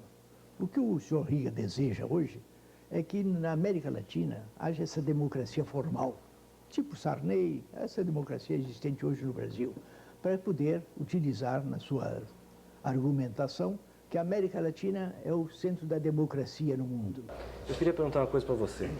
A gente já tocou aqui, você tocou em alguns assuntos que são tabus. Homossexualismo, O companheiro Gorbachev é justamente o problema das liberdades na União Soviética, o que o Gorbachev não vai admitir, porque o Gorbachev não vai admitir que um governo estrangeiro queira intervir nos assuntos internos da União Soviética. É uma potência que defende os seus interesses e que não aceita a intervenção de qualquer outro nos assuntos internos do seu país. Isso é certo que ele não conseguirá, mas é isso que ele deseja. Ele vê na América Latina isso. Ele sustenta ainda na América Latina Pinochet. Está sustentado ainda no Chile, porque sem o apoio do imperialismo, Pinochet já teria caído. Mas ainda sustenta, porque ele receia no Chile, onde a classe operária já tem mais experiência, onde já teve um governo progressista como o de Allende, né? Que no caso de uma queda do Pinochet, a classe operária leve o país a muito além do que eles desejam. Porque o que eles desejam é isso que temos aqui. Esse regime que se diz democrata, mas que, na verdade, está subordinado aos militares ainda, continua subordinado aos militares. É possível que, com a pressão das massas, etc., o interesse americano mesmo chegue a levar o senhor Reagan a combater também, a ajudar o Pinochet a cair. É possível que se dê, mas, por enquanto, ainda está sustentando Pinochet. Que é essa, eu vejo eles veem um conjunto da América Latina como um quintal deles, continuam vendo dessa forma, e ainda agora declarações atrevidas do senhor Reagan, devido à questão das limitações sobre a informática, sobre os computadores. O Brasil limitar, não permitir a importação de determinados tipos de computadores. E então se pretende vingar-se com algumas concessões a produtos brasileiros que entram nos Estados Unidos, que receberão impostos de importação, isso dificultando a penetração desses artigos lá no terreno americano, né? É isso que eu vejo mais em conjunto. Não vejo fazer do Brasil um aliado preferencial. Eu não creio que ainda não há elemento suficiente para dizermos isso. Pelo menos não vejo. Né? Mas há indícios de que setores do governo brasileiro já estiveram presentes na derrubada do governo Torres, na Bolívia, diversos já estiveram. Na queda do governo Allende e provavelmente em muitas outras operações ocorridas em outros países. Quando o Gaddafi manda 3 aviões com presente de armamento aos sandinistas na Nicarágua, o governo brasileiro interrompe o voo aqui no Brasil e devolve à Líbia o armamento que havia. Por isso nós podemos ver a quem é que eles vendem armamento. Eles só vendem armamento da indústria que eles têm hoje no Brasil, que já tem uma indústria relativamente desenvolvida, só vendem a governos reacionários. Não vendem absolutamente a nenhum governo progressista, revolucionário, eles não vendem armamento. Senhor Prestes, a próxima pergunta que eu gostaria que o senhor respondesse é do jornalista Luiz Gonzalez, por favor. Senador, eu queria saber quem é que o senhor apoia nas eleições para governador em São Paulo e no Rio. No Rio e em São Paulo. Em São Paulo não apoio nenhum. Por que razão, senador? Não vejo nenhum interesse em apoiar nenhum candidato. Porque apoiar candidato é para ser vitorioso, né? Eu não gosto de apoiar para ser derrotado, né? Eu não tenho esperança nenhuma. Então, o candidato da sua predileção seria derrotado? Não, que o candidato do PT, por exemplo. Porque eu vejo hoje no Brasil, já disse de início, né, 2 partidos que não estão comprometidos com o governo federal, que é o PDT de Brizola e o PT do Lula. Os outros todos estão comprometidos com o governo federal. O senhor não vê nenhum caráter progressista no PMDB? No PMDB? Não, o PMDB hoje é um partido do governo. O presidente de honra dele é o senhor Sarney. Mas não obstante isso, o senhor não vê nenhum caráter progressista no PMDB em alguns estados? O PMDB era um partido de oposição até 82. Em 82 ainda era um partido de oposição. Hoje é um partido do governo. Porque todos esses partidos, Frente Liberal do senhor Aureliano, PDS, PCB, PCdoB, todos são partidos hoje do governo. Então todos eles comprometidos com essa política do senhor Sarney, que visa descarregar todas as dificuldades da crise nas costas dos trabalhadores. Essa que é a realidade. Só vejo o salário. O governo Sarney aumentou o salário? Não, diminuiu. Novamente, porque toda a política dos militares foi de redução do salário real. Desde o senhor Castelo Branco, que apoiou um programa salarial de redução, arroxo salarial, dizíamos nós comunistas, do senhor Roberto Campos, que era o ministro da Planificação. E depois vem sendo sempre reduzido o salário real. O senhor apoia o congelamento de preços? O senhor apoia o congelamento de preços? Não, eu acho que todo o povo apoia. Naquele momento em que ele congelou, deixou que subisse bem alto, provocado pelo próprio decreto anterior do senhor Funaro, que era um decreto que criava uma sobretaxa sobre o imposto de renda. É claro que os empresários descarregaram esse imposto no preço da produção. E de um mês para outro, a inflação subiu anual de 220% a 400%. Então, quando a inflação chegou bem alta, aí que ele congelou. É claro que teve o apoio da nação inteira, porque a nação já protestava contra o encarecimento do custo de vida, diariamente, quase que diariamente encarecia. O senhor não considera que o PMDB que poderia garantir o congelamento de preços? Não, o PMDB não pode garantir coisa nenhuma desde que está a reboque do governo, está apoiando cegamente o governo do senhor Sarney. Eles estão subordinados a ele. Essa que é ele é o presidente de honra do PMDB, não? Sarney é o presidente de honra do PMDB. Ele era o presidente da PDS.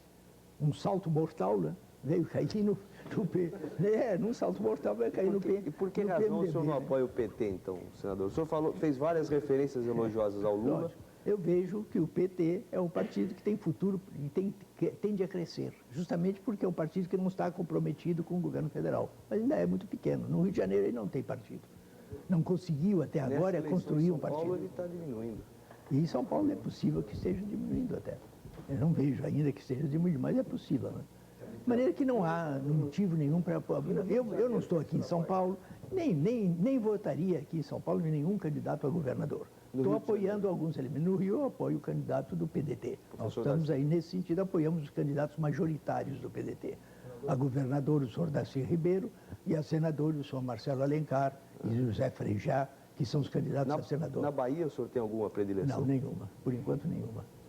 Amigos que eu tenho na Bahia me perguntam em quem votar, porque a situação é muito difícil. Eu digo, a única solução é votar no Valdir, mas só no governador, e não nos candidatos deles, né? Porque, pelo menos, para combater a candidatura do candidato do senhor Antonico Malvadez, aquele que é o Magalhães lá da Bahia, precisa ser derrotado, né? Mas deve ser derrotado. Senador, veja, o senhor faz um raciocínio utilitário, digamos assim, em alguns estados. Justo. Agora, em São Paulo, o senhor se recusa a fazer esse raciocínio. Por que razão? Não, porque não há. Todas as razões em que eu oriento o meu voto são muito concretas, muito práticas em cada local, né? Eu não voto pelas qualidades pessoais de A ou B. Eu não vou examinar os indivíduos. Eu vou examinar a política. Aqui o senhor acha que não há uma luta direita contra a esquerda? Não, absolutamente. É tudo a mesma coisa. Direita contra a direita? A direita e a esquerda muda para a direita muda para a esquerda, né? Essas mudanças são... O senhor Maluf, o senhor Emílio, o senhor Quercia são a mesma coisa? Isso é tudo mais ou menos a mesma coisa. O Maluf transformou-se, quando quiseram fazer de Tancredo um santo, era necessário criar o diabo do outro lado. Então fizeram do Maluf o diabo, né? Ele passou a ser, na opinião pública, passou a ser o diabo, né? Mas veja bem, senador, estou insistindo, para o senhor, qualquer um dos três que ganhar a eleição, acontecerá a mesma coisa no futuro do país? Não sei, aí já é diferente, porque o Maluf já foi governador, e nós sabemos os erros que ele cometeu à frente do Estado, aqui do Estado de São Paulo, né? Isso há diversos, os outros ainda não foram governadores, né?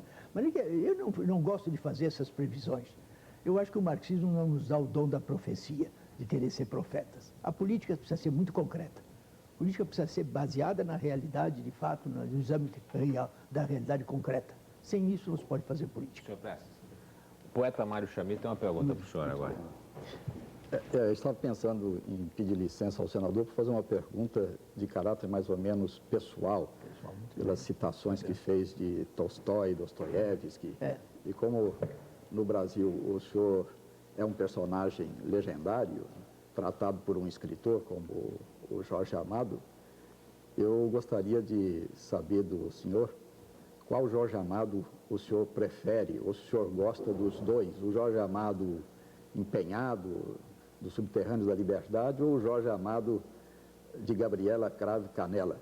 Mas antes do senhor conversar ou responder sobre isso, eu gostaria, apanhando o diálogo que o senhor acabou de estabelecer com o Gonzalez, de perguntar ao senhor o seguinte: em que o senhor estaria se baseando para afirmar, como afirmou recentissimamente numa revista brasileira, que os dois partidos que realmente têm tendência a crescer no cenário político brasileiro são o PT e o PDT?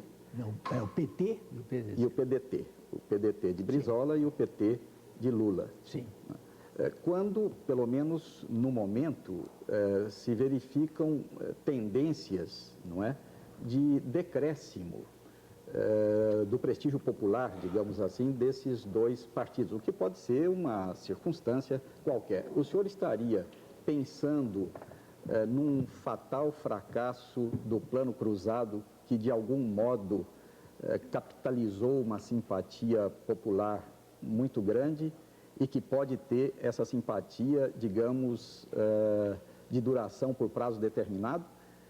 Ou o senhor acha que as linhas de força mesmo da política brasileira, da sociedade brasileira, encaminhariam esses dois partidos a um crescimento, ainda que a realidade presente conteste essa afirmação do senhor?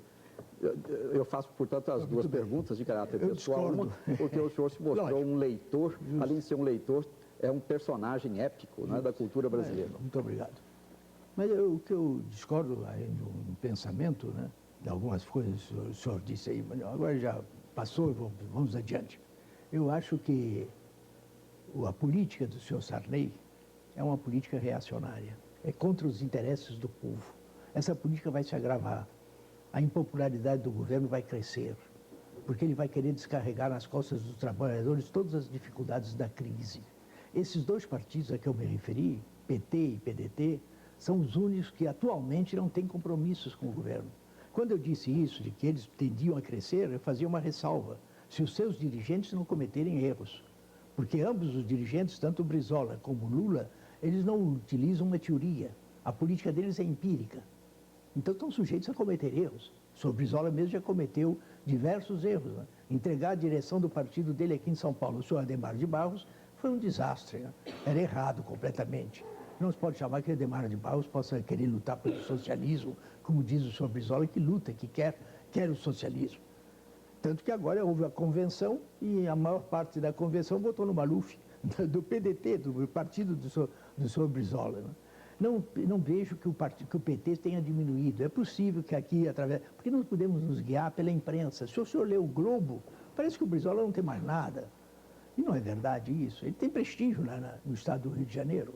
Quem vai, sim, vai ganhar. Com a influência que ele tem lá dentro, não há dúvida nenhuma. Isso já desde a eleição de prefeito.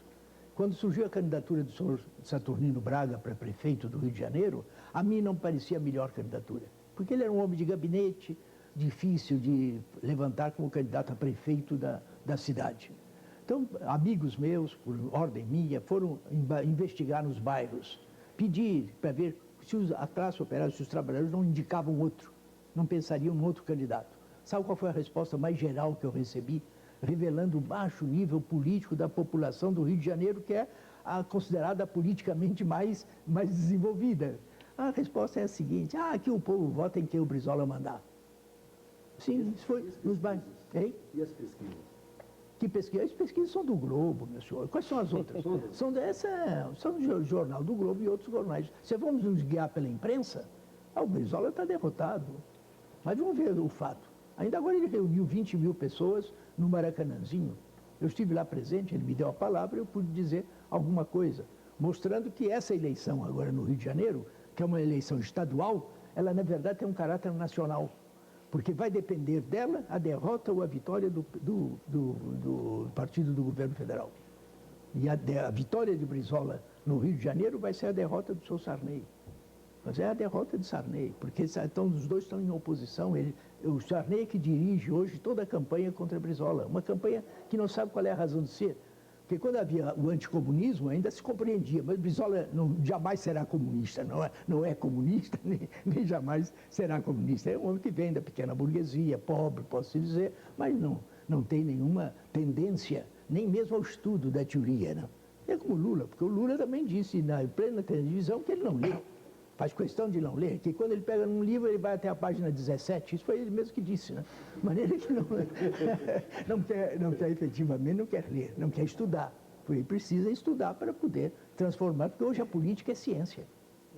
Precisa ser estudado como ciência, mas com toda a atenção, então ele não pode ser uma brincadeira. Mas essa que é a realidade. Eu não vejo, eu acho que o problema é esse que não vai... Aqui em São Paulo, que candidato sendo derrotado representa a derrota de Sarney também? Aqui eu não posso dizer isso, porque eu nunca pensei nisso, quais são os que determinam a derrota ou a vitória. Porque o Sarney está apoiando a todos aí, não? Eu acho que não vejo diferença entre os candidatos. Aí só tem um que é o marcado, que é o tal demônio, que é o Maluf, né? Então eles podem apoiar a Quércia ou Hermílio de Moraes para derrotar o Maluf. Isso que é a preocupação, pelo menos através do que se lê na imprensa, é a preocupação de derrotar o Maluf. Né? Então é compreensível. Mas o Maluf não está sendo apoiado pelo Sarney, não é propriamente candidato do Sarney. O único jeito do Sarney ser derrotado seria pela vitória do Maluf? Não, isso seria uma derrota do governo federal, porque ele se envolve realmente para que um desses dois ganhe a eleição. Né?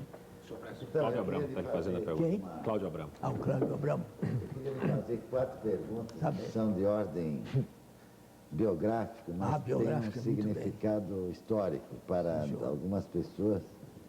entre as quais eu me incluo, que procura desvendar algumas coisas da política operária brasileira. Primeiro, qual foi o contato e que profundidade teve o seu contato, se ele houve, se deu esse contato com o Guralski, que era do Comitê, seja em Buenos Aires, seja já na União Soviética. A segunda coisa, faça todas. É se o senhor, que tipo de relação o senhor teve com alguns comunistas que já pertenciam à oposição de esquerda em Buenos Aires, entre eles o Aristides Lobo. Muito bem. A terceira coisa é por que o senhor, em 82, num gesto muito bonito e muito nobre de sua parte, o senhor foi visitar o Mário Pedrosa na casa dele, ele já doente, prestes a morrer. E finalmente, o que inspirou a tentativa revolucionária de 35, na sua mente, no seu espírito? Em primeiro lugar, Guralski. Guralski era secretário do Secretariado Latino-Americano da Internacional Comunista em Buenos Aires. A sede era em Buenos Aires. Quando eu publiquei o meu manifesto de maio de 30, rompendo com os tenentes e com Getúlio, Guralski, através do Partido Comunista Argentino, pediu para conversar comigo. Eu estive lá com ele, conversamos, foi aí que nos conhecemos. Né? E ele elogiou o meu manifesto, dizendo que era um grande passo à frente, no sentido de avanço da minha posição revolucionária. Foi isso que ele disse. Enquanto que o Partido Comunista aqui no Rio de Janeiro não aceitava o manifesto e dizia que a minha posição era de um futuro chancacheque. Era isso que diziam, porque apoiavam o partido, mas depois ia trair o partido. Essa foi a posição do Guralski. E desde então tivemos um relacionamento. Mais tarde, sob a influência do Mário de Andrade, do outro, que o senhor se referiu agora, Aristides Lobo, etc. Eu estava numa situação difícil, porque eu não tinha apoio dos comunistas, tinha rompido com os tenentes e estava só. E eles diziam que era necessário organizar alguma coisa. E eu, então, organizei a Liga de Ação Revolucionária, uma organização pretensiosa que pretendia ser auxiliar do Partido Comunista, para ajudar o Partido Comunista na sua ação revolucionária. Quando esse documento foi publicado, o Guralski mandou pedir novamente para falar comigo. E me disse que tinha sido um passo atrás, né? Que aquilo tinha sido realmente um passo atrás, embora eu tivesse contado com o apoio do camarada Codovilla, que era o dirigente do Partido Argentino, achava que era muito justo, porque a ideia dele era diferente realmente do Guralski, no sentido que ele achava que os intelectuais não deviam entrar no partido, deviam ficar como aliados do partido, em geral. Era a ideia que ele sustentava. Mas era errado, realmente. E mais tarde, eu dissolvi a Liga de Ação Revolucionária. E fizemos uma boa amizade.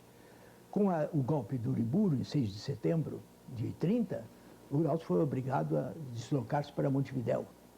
No dia 2 de outubro, noite de 2 de outubro, na véspera do golpe de Porto Alegre, lá do Flores da Cunha, o Aranha, etc., a polícia de Argentina me prendeu.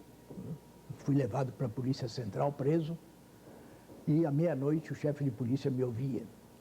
E dizia que eu tinha dito que os generais argentinos eram agentes do imperialismo. Eu confesso que não me lembrava de ter escrito nada disso, porque não foi publicado. Foi uma entrevista pedida pelo Night Press, pelo vice-presidente Miller, que era casado com a dona Rosalina de Coelho Lisboa, que era amiga dos tenentes, que eu dei aquela entrevista. Tinha havido um golpe na Bolívia, militar, anterior. Nós estávamos no mês de agosto de 30 e preparava-se o golpe na Argentina, quase que às claras, contra o Irigoyen, contra o presidente Irigoyen. Então eu disse realmente que os generais bolivianos estavam a serviço do imperialismo e fizeram aquele golpe a serviço do imperialismo norte-americano. E que na Argentina se preparava a mesma coisa, semelhante. De maneira que, quando eu disse que não entendia, ele virou-se para um cofre e tirou o exemplar da minha entrevista. Ela não foi publicada, mas estava no cofre do chefe de polícia. Não? E eu, diante disso, eu não sou homem para ficar na defensiva. Eu acho que a defensiva só leva a derrota. É necessário tomar a ofensiva. E disse a ele, mas veja a data é de agosto. Ele disse, o que é que tem a data? A data significa que eu não tenho culpa que o que eu previa se realizasse, né? Ele me disse que eu me fuzilava, então, porque, diante dessa resposta, ele pensou que podia me mandar fuzilar. Eu fui expulso da Argentina, em resumo, passei para o Uruguai. E aí, então, tive um relacionamento mais estreito, porque um país que havia democracia, havia liberdade, eu podia frequentar e receber visita do Uralski e tivemos muito boas relações. Foi ele que avaliou a minha sinceridade, achando que eu era um homem honesto, etc., e que era um quadro útil para a Terceira Internacional. E foi ele que contribuiu para que eu pudesse ser recebido na União Soviética. Apesar de me apresentar lá com um cartaz muito ruim, né? Eu cheguei na União Soviética como um general latino-americano. Não era nada agradável esse diploma de general latino-americano. Mas foi isso, fizemos boas relações. Lá na União Soviética tivemos muito pouco contato. Tivemos alguns contatos, mas relativamente muito poucos. Era um homem de grande talento. Era um revolucionário que havia participado de sérias lutas, esteve preso, condenado à morte na Alemanha, quando os portuários se levantaram em Hamburgo. Depois esteve preso também alguns meses na França, até ser trocado, etc., e ser voltado para a União Soviética. E morreu afastado do partido ainda, porque cometeu outros erros. Mas aqui sobre o Uralski. Quanto ao Aristides Lobo, é um homem de talento. Sempre reconheci e trabalhamos juntos. Há um documento que até hoje eu não consegui uma cópia, porque as minhas bibliotecas foram tomadas pela polícia, né? Um pequeno documento sobre a reforma agrária em São Paulo, feita por Aristides Lobo e mim, assinados por nós dois. É um folhetinho, um pequeno folheto sobre a reforma agrária em São Paulo. E ele me ajudou muito. E quando ele foi para o Brasil, o compromisso que ele assumiu comigo é que ele absolutamente não atacaria o partido. Ele tinha uma posição anti-stalinista, porque ele era trotskista. Mas ele foi recebido já com 4 pedras na mão, né? Chamado de traidor, etc., pelo partido. Mas ele teve que responder, né? E desde aí as nossas relações romperam, nunca mais falei com ele. Nunca mais tive contato nenhum com ele. Quanto a visitar o Mário Pedrosa, eu disse Mário de Andrade, é Mário Pedrosa, eu conhecia no Mário Pedrosa um homem de talento, um melhor crítico aí de artes no Brasil. É isso que ele era. E ele tinha se aproximado muito de nós já depois do golpe de 64. Tivemos o Comitê Central do partido, eu estava na clandestinidade, não podia, mas o Comitê Central chegou a ter alguns contatos com ele. Mas é que quando voltei ao Brasil, eu soube que ele estava doente, fui visitá-lo na sua residência, né? Pouco depois ele realmente faleceu, né? Não sei qual é a última, não me lembro qual foi a sua última pergunta. O que inspirou no seu espírito, na sua mente, o golpe de 35. A imprensa e os generais, com esses discursos sobre a intentona, que eles fazem todos os anos, porque ainda há poucos dias o ministro do Exército dizia que a anistia traz esquecimento. Mas eles nunca esqueceram 35, né? Sempre comemoraram 35, depois de quantos anos, depois continuam comemorando o 27 de novembro, né? Eles diziam que foi a ordem da Terceira Internacional. Foi uma ordem que veio, não houve isso. Quando eu li, estava em Moscou já há 3 anos, 32, 33, 34, nas piores condições que era a construção do primeiro plano quinquenal, em que havia dias que não havia nem o que comer, né? Quando Stalin era obrigado a dizer, nós temos que concentrar nossa produção em aço, carvão e petróleo, e nada disso se come. Era a realidade. Realmente havia dias difíceis, né? Mas o Comitê Central se locomovia, ganhava a maioria da classe operária, e havia uma minoria de oposição, sempre houve, na União Soviética.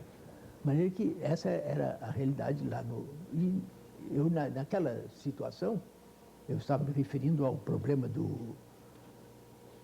das relações aí com o... Já parece que é a pergunta já do Mário Soares, Mário 35, Pedrosa. 35 já. Quando eu li os primeiros artigos sobre a criação do Partido Integralista no Brasil, julguei do meu dever deixar a União Soviética e vir combater a fascistização do Brasil. Tanto mais que Vargas apoiava o integralismo no início, estava apoiando o integralismo. Então eu vou. O camarada Manuilsky, secretário da Internacional Comunista, e que tinha uma grande amizade por mim, tanto que, com a minha ausência, ele me incluiu depois na comissão executiva do 7º Congresso da Internacional Comunista, eu não sendo nem membro do Comitê Central do Partido Brasileiro, fui eleito para membro da comissão executiva, ao lado das figuras mais destacadas do Comintern, ao lado de Toré e de outros que eram membros desse, Togliatti e outros.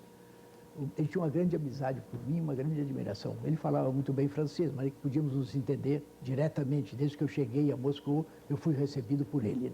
De maneira que as relações eram as melhores possíveis. E ele me dizia, para que você volta ao Brasil? Agora é um perigo. E ele não queria que eu voltasse. Mas eu insisti, não, eu vou para o Brasil por minha vontade própria. Eu vou para lá para combater o fascismo. Cheguei aqui no Brasil, já existia a Aliança Nacional Libertadora. E eu havia sido eleito presidente de honra da Aliança Nacional Libertadora. Eu era simplesmente membro do partido. Não participava nem do Comitê Central. E fui designado pelo partido para ser o representante do partido junto à Aliança Nacional Libertadora. As minhas relações, através de outras pessoas, porque eu estava em rigorosa clandestinidade, eram com Roberto Sisson, secretário da Aliança Nacional Libertadora, na direção da Aliança Libertadora. Né? Tivemos uma troca. Há uma carta, inclusive, que justifica a minha posição. Nós não éramos por precipitar a luta, pelo contrário. O último membro do Comitê Central que foi para o Nordeste levava instruções no sentido de que não se iniciasse coisa nenhuma lá no Nordeste sem consultar o Rio de Janeiro. E em setembro de 1935, houve uma grande greve em Petrópolis, um choque violento entre comunistas e integralistas. E Sisson, Roberto Sisson, me escrevia dizendo que tinha chegado a hora e que tínhamos que nos movimentar para fazer a luta armada contra o governo de Vargas. E eu respondi a ele numa carta que está incluída naquele livro Problemas da Democracia, Atuais da Democracia.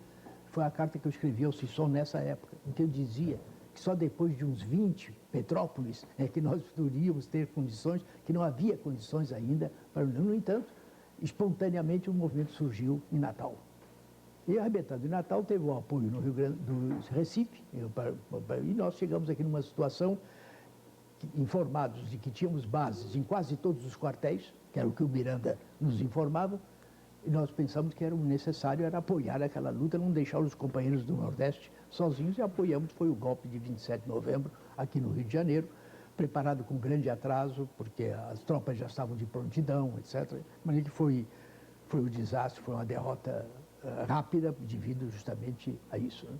Senhor Prestes, obrigado. Eu gostaria de passar a última pergunta da noite, porque nosso tempo está se esgotando, ao jornalista Luiz Fernando Imediato, do Estado de São Paulo. Por favor.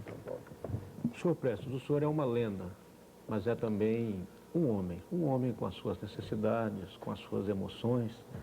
O Max Ferman, há meia hora atrás, uma hora atrás, te perguntou algo a respeito da coluna Prestes, da loucura da juventude que foi essa coluna.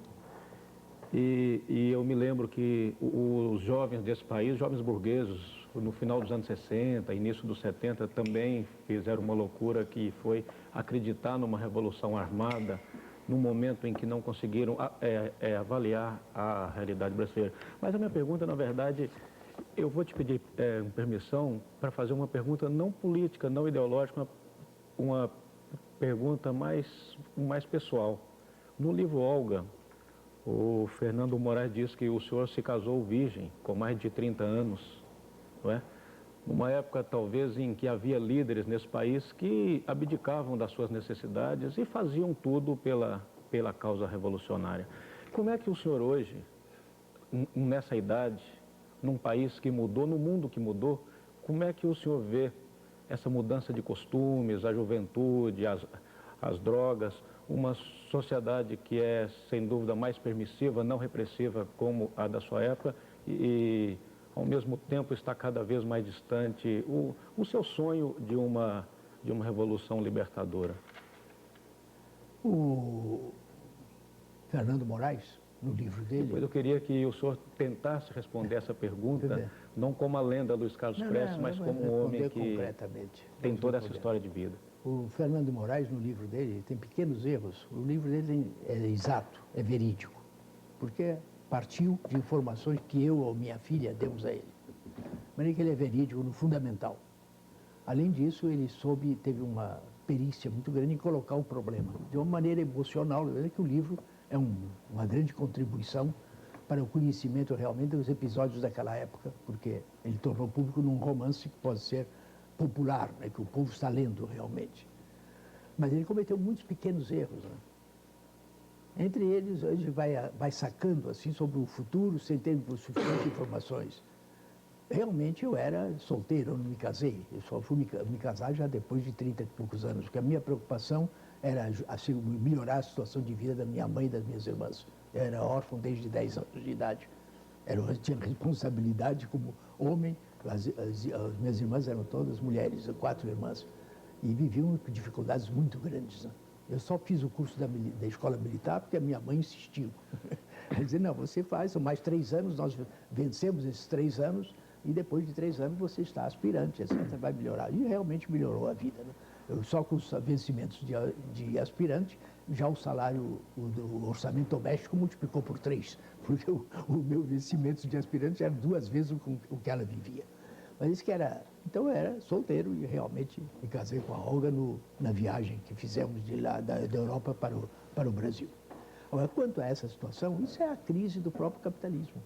Quer dizer, o capitalismo está em processo... Mas era virgem mesmo? Não, já tinha naturalmente algum contato, já podia ter, não cabe a mim desenvolver esse assunto.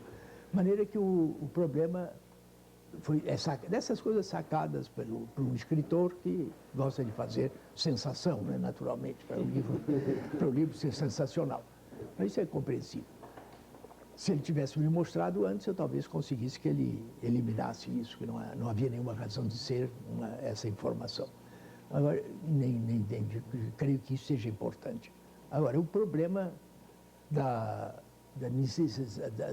do problema que eu me refiro, o livro dele cometeu alguns erros, mas são pequenos erros, e que ele não podia adivinhar. Se ele tivesse me apresentado o livro antes de mandar o prelo, como ele tinha prometido, eu podia ter corrigido isso. E numa próxima edição ele pode, talvez, corrigir pequenos erros para salvaguardar a verdade histórica, porque o livro é verdadeiro, é verídico. Deixemos disso e continua, então, na resposta que o senhor começou a dar sobre a relação hoje, senhor Prestes. De maneira que essa é a minha resposta, não é? Se mais alguma pergunta sua sobre... O senhor começou a responder, mas não terminou. A situação hoje da sociedade. É a consequência da decadência do capitalismo. O capitalismo está em crise, uma crise geral que vem desde a Revolução Soviética de 1917. E essa crise está se acentuando cada vez mais. Veja a situação na Europa hoje. 30 milhões de sem trabalho. E os economistas burgueses dizem que antes de terminar a década serão 40 e que antes do fim do século serão 60. O capitalismo já está incompatível com a revolução científica e técnica. Porque a revolução científica e técnica gera as novas armas, as novas máquinas, e cada máquina que entra na produção são dezenas, centenas, milhares de operários sem trabalho. Essa falta de trabalho é fruto do desenvolvimento da ciência e do fornecimento, da mecanização da indústria. Essa mecanização gera a falta de trabalho, né? E isso mostra a incompatibilidade já do capitalismo. É necessária uma nova sociedade. Se um homem como Lula, né, diz que precisamos de um novo regime, já mostra que é o que sente a classe operária da grande empresa. Porque o operário da grande empresa já não tem como em 45, a maior parte do proletariado paulista em 45 pensava ser dono da fábrica, porque a fábrica era pequena, média. Então ele pensava que ainda podia ser dono, e alguns se transformaram realmente em patrões.